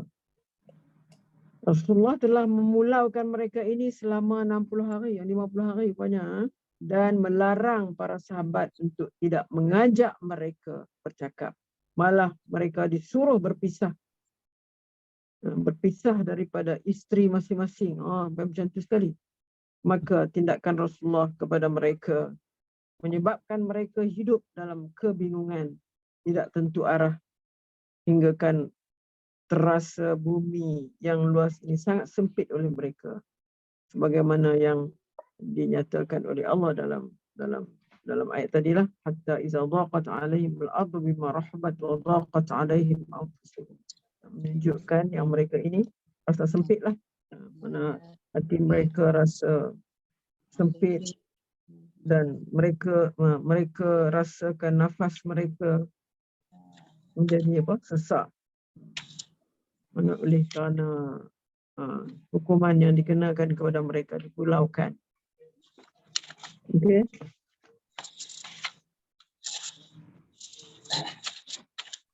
Okey. Apabila mendekati Madinah, lalu Rasulullah pun bersabda, katanya, di Madinah nanti ada 3 orang tertentu yang sungguh pun tertinggal di belakang disebabkan alasan yang kuat, tetapi tetap bersama kalian sepanjang masa. Mereka cuma membuang masa ketika kalian melewati lembah dan lereng atau berjalan di sepanjang jalan. Maka mereka bertanya keheranan, adakah yang Tuan hamba maksudkan itu bahawa mereka telah berbuat itu semasa masih tinggal di Madinah? Ujar Nabi, ya, sekalipun berada di Madinah. Yang ke-8. Pelanggaran Tabuk dan kesan jangka panjang. Pelanggaran ini memberi kesan yang amat besar dalam aspek perluasan serta mengukuhkan kekuasaan dan pengaruh Islam di Semenanjung Arab. Jelas kepada semua bahawa tanpa kuasa Islam tidak akan bertapak lama di kalangan bangsa Arab. Caki-baki golongan jahiliah dan munafik sentiasa berkonspirasi menentang orang Islam dan mendapat bantuan atau sokongan daripada Byzantine. Tetapi dengan kemenangan orang Islam ini, harapan dan keinginan mereka untuk mendapatkan semula pengaruh lampau telah lenyap. Menginsati keadaan ini, maka tiada jalan lain melainkan menerima kenyataan serta membatalkan segala perancangan jahat itu. Sejak itu, golongan munafik tidak lagi dilayan dengan lembut oleh orang Islam. Allah bukan sahaja menyuruh orang Islam melayan mereka dengan kasar, malah melarang mereka derma, menyembahyangkan jenazah mereka, memohon keampunan daripada Allah untuk mereka dan menziarahi kubur mereka. Allah menyuruh orang Islam membinasakan masjid sebagai markas mereka untuk melancarkan komplot jahat, tipu daya dan pengkhianatan. Terdapat ayat-ayat Al-Quran yang diturunkan yang menjelaskan hakikat ini. Kesan yang jelas, pelanggaran ini dapat dilihat dengan kedatangan para perwakilan yang ramai dan berturutan menemui Rasulullah sallallahu alaihi wasallam. Sememangnya perwakilan ini selalu datang menemui baginda pada setiap kali peperangan, terutama penaklukan Makkah. Tetapi tidak seramai atau sekerap sekarang selepas ledakan peristiwa Tabuk. Oleh itu, Islam kini berada di puncak keagungan. Yang kesembilan, ayat-ayat Al-Quran yang berkaitan dengan pelanggaran ini. Kebanyakan ayat dalam surah Al-Bara'ah At-Taubah menggambarkan peristiwa Tabuk. Terdapat ayat yang diturunkan sebelum serangan, selepas tiba di Tabuk, iaitu di medan pertempuran. Sesetengah ayat menceritakan ketibaan Nabi ke Madinah. Kesemua ini meliputi peristiwa pelanggaran keadaan peperangan yang ada, pendedahan terhadap orang munafik, kewajipan atau hak dan tugas khas yang ditentukan dalam perjuangan ke jalan Allah, menerima taubat orang-orang beriman yang mula kendur semangatnya dan mereka yang menarik diri dari peperangan dan sebagainya. 10. Setengah peristiwa penting yang berlaku dalam tahun berkenaan. Dalam tahun ini banyak peristiwa penting berlaku. Antaranya seperti yang berikut. 1. Selepas Rasulullah sallallahu alaihi wasallam kembali dari Tabuk, sumpah pertuduhan curang di antara Uwaimir al-Ajlani dan isterinya. Yang kedua, rejaman batu ke atas seorang wanita Ghamidiyah yang mengaku berzinar. Dia direjam dengan batu hanya selepas berhenti menyusu badan kepada anaknya. Yang ketiga, Negus Asyama, Raja Habsyah itu Ethiopia, meninggal dunia dan Nabi sallallahu alaihi wasallam menunaikan solat ghaib ke atasnya. Yang keempat, kematian Ummu Kalsum, puteri Rasulullah sallallahu alaihi wasallam. Peristiwa yang amat sedih dialami baginda atas kehilangan anaknya. Kiranya aku ada anak perempuan ketiga, aku akan mengahwinkannya dengan kamu, kata baginda kepada Uthman. Yang kelima, kematian Abdullah bin Abi Salul, ketua munafik. Selepas Nabi pulang dari Tabuk, Rasulullah sallallahu alaihi wasallam memohon Allah mengampunkan Abdullah. Baginda juga melakukan solat jenazah sekalipun Umar menegahnya untuk berbuat demikian. Kemudian ayat Al-Quran menunjukkan bahawa pandangan Umar itu adalah benar. Yang keenam, Abu Bakar radhiyallahu anhu mengerjakan haji. Sikit lagi. Abu Bakar mengerjakan haji. Boleh baca aku nampak habis sikit ni? Tak? Oh, habis lah Ustazah, boleh. Ni InsyaAllah. sikit.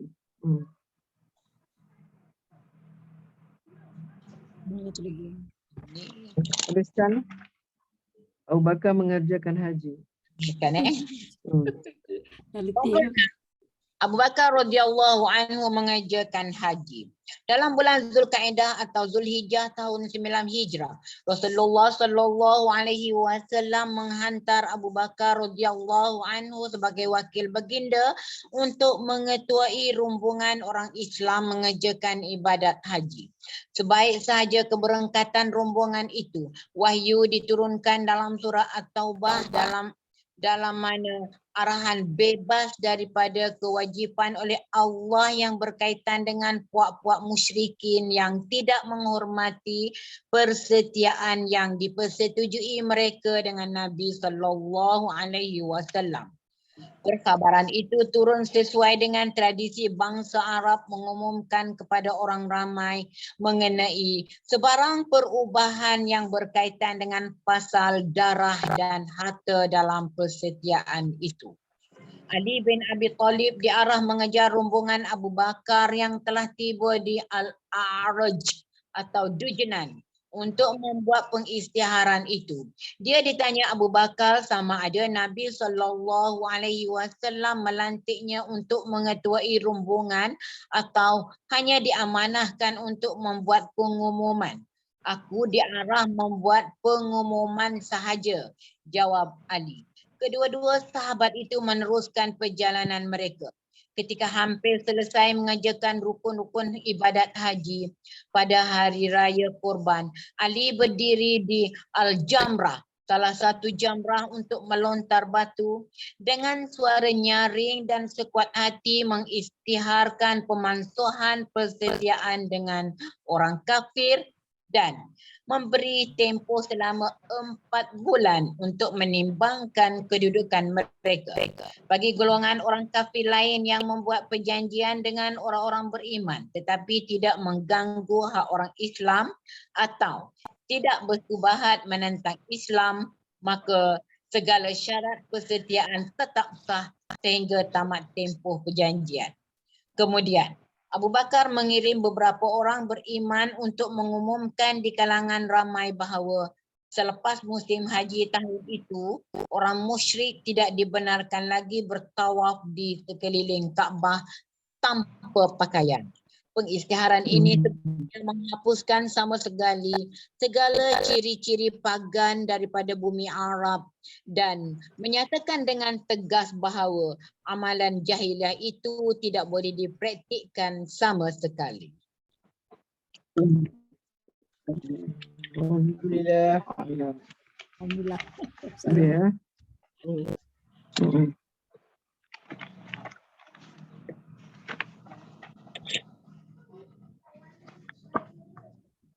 Ustazah.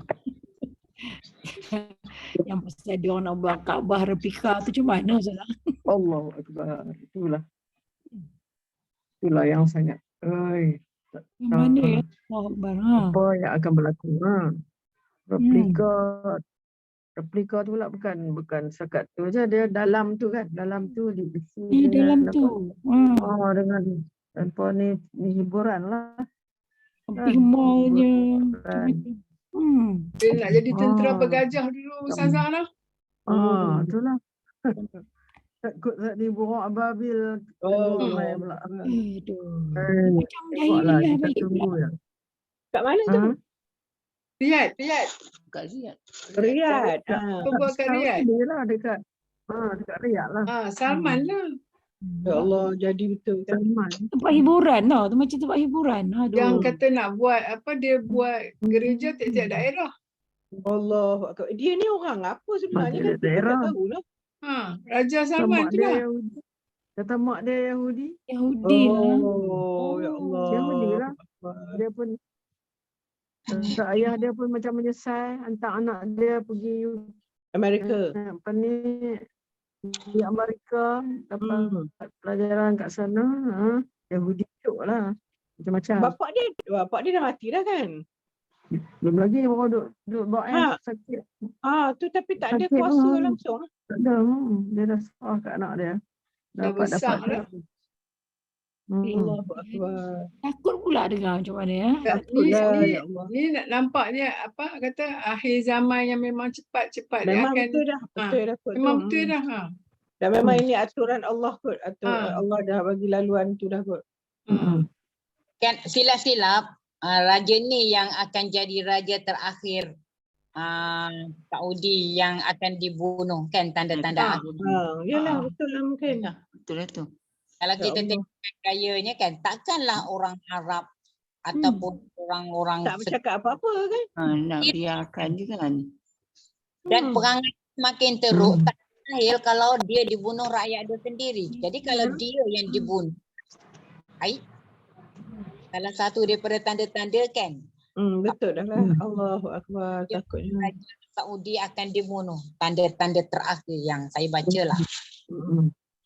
Salah. Risau tengok.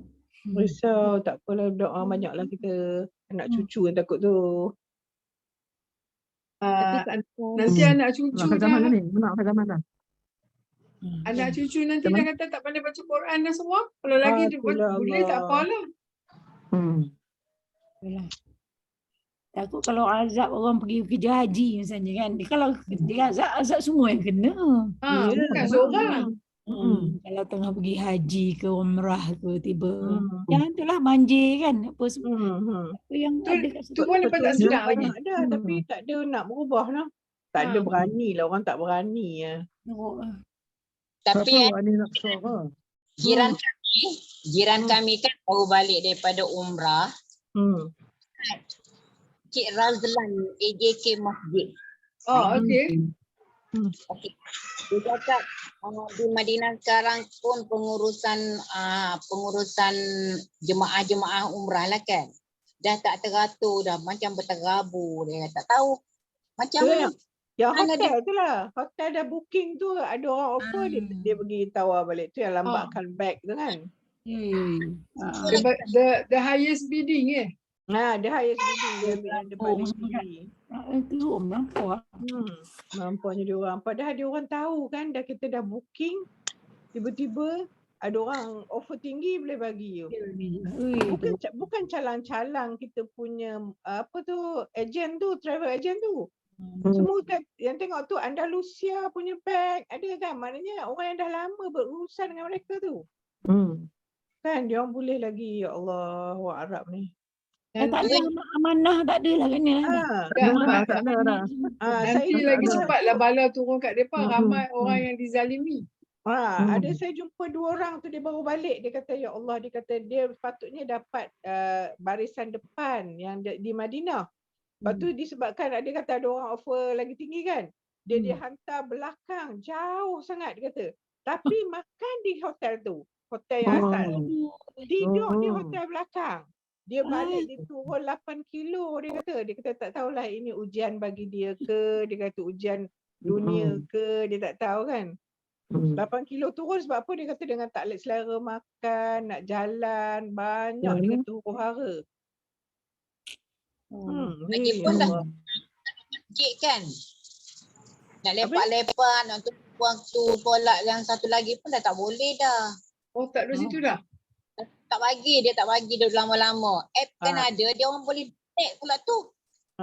Lepas tu dia orang suruh keluar ni, suruh pergi jalan shopping tu. Kan dia buat laluan ke Kubak tu kan. Hak tu tak apa, pergilah kat situ tak apa daripada duduk masjid. Gila. Tu dia kata Masya Allah, dia kata dah kita ingat dulu kalau pergi sana kita berubah keadaan orang beribadat kan. Ni dia kata rasa lain sangatlah kali ni. Dia kata pergi dia kata dah tak macam, dah rasa macam duduk Malaysia jugalah dah. Tak boleh duduk dalam masjid, tak boleh beribadat sangat. Allah, tak tahulah. Nak ajak kita jadi setan pula kan. Dekat ke arah orang kata keduniaan lah lebih. Keduniaan sungguh. Esok pergi beli belah.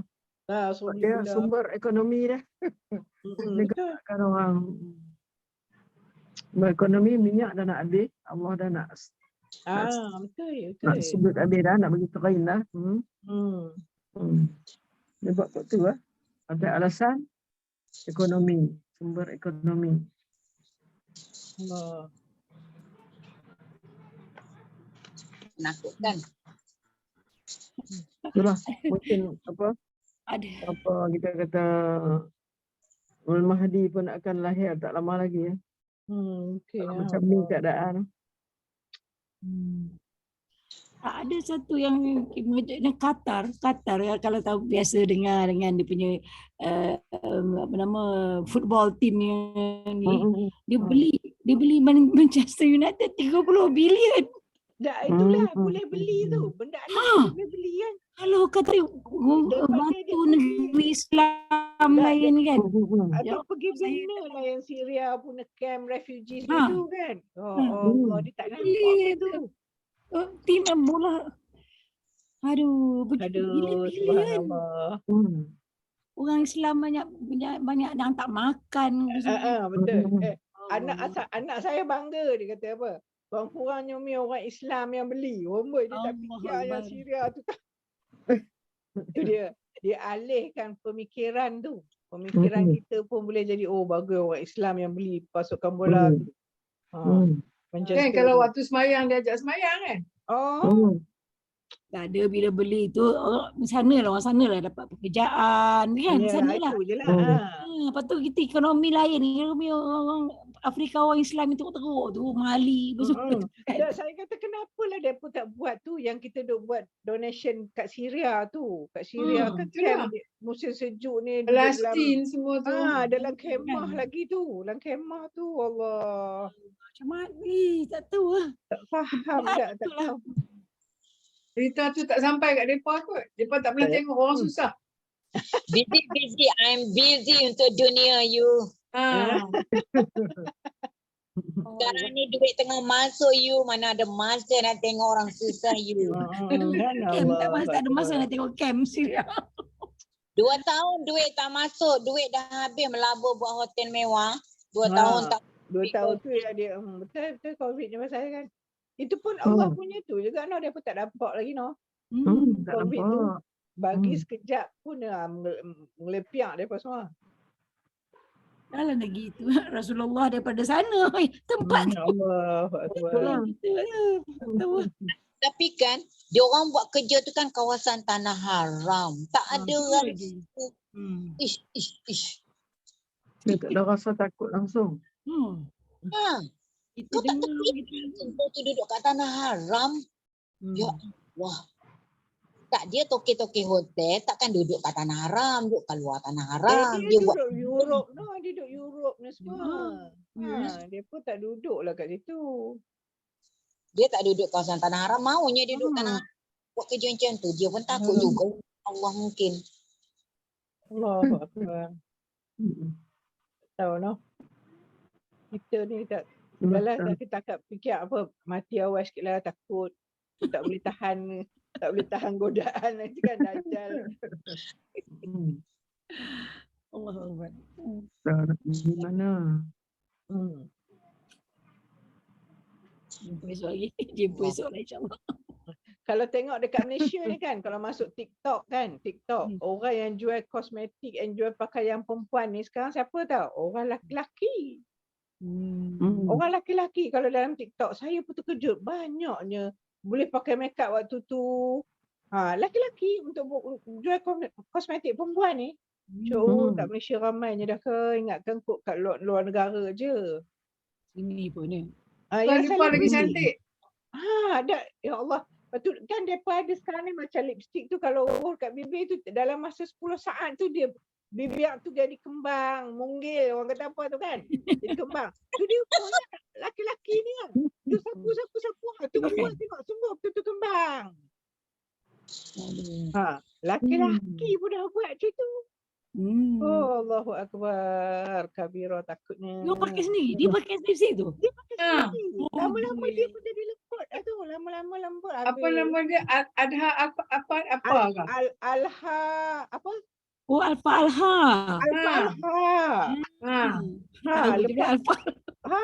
Cuba baca, cuba tengok. Cik pun tengok TikTok juga ke? Cik Ramila. Beli barang? Kan. Tengok Allah Akbar, takutlah dunia sekarang. Tak apalah, hujan lebat dah ni. Elok doa ni. Kita doa jom. Ustazah nak doa penutup kan? أعوذ بالله من الشيطان الرجيم بسم الله الرحمن الرحيم اللهم إنا نستودعك ما علمتنا فاردده إلينا عند حاجتنا إليك ولا تنسناه يا رب العالمين اللهم يا الله اللهم يا الله يا قوي يا متين اللهم يا الله يا قوي يا متين نسألك بقدرتك وبقوتك أن تمدنا في جميع قوانا وجوارحنا الظاهرة والباطنة بقوة من قوتك وقدرة من قدرتك نقدر ونقوى بها على القيام بما كلفتنا من حقوق ربوبيتك وندبتنا إليه منها فيما بيننا وبينك وفيما بيننا وبين خلقك وعلى التمتع بكل ما خولتنا من نعمك التي أبحثها لنا من دينك ويكون ذلك على أصلح الوجوه وأعدلها وأحسنها وأفضلها مصحوبا بالعافية والقبول والرضا منك يا أرحم الراحمين يا الله yang Maha Kuat, yang Maha Kukuh. Kami memohon dengan kekuasaan-Mu dan kekuatan-Mu agar Engkau limpahkanlah kepada seluruh potensi dan anggota badan kami yang zahir maupun yang batin dengan kekuatan dari kekuatan-Mu serta kekuasaan dari kekuasaan-Mu sehingga kami mampu menggunakannya sesuai dengan kewajipan yang Engkau amanahkan kepada kami dari hak-hak ketuhanan-Mu dan saranan-Mu yang Engkau sarankan kami laksanakan padamu dan pada makhluk-Mu agar semua itu dapat dipenuhi dengan bentuk selurus-lurusnya, seadil-adilnya, sebaik-baiknya, seutama-utamanya disertai dengan afiat, perlindungan, dikabulkan keredaan dari-Mu. Wahai Tuhan yang Maha Penyayang di antara seluruh yang penyayang. Wa sallallahu ala sayyidina Muhammad wa ala alihi wa sahbihi ajma'in. Walhamdulillahi rabbil alamin. Taqabbalallahu minkum minna wa minkum taqabbal ya karim. Terima kasih Ustazah. Terima kasih Ustazah. Ustazah.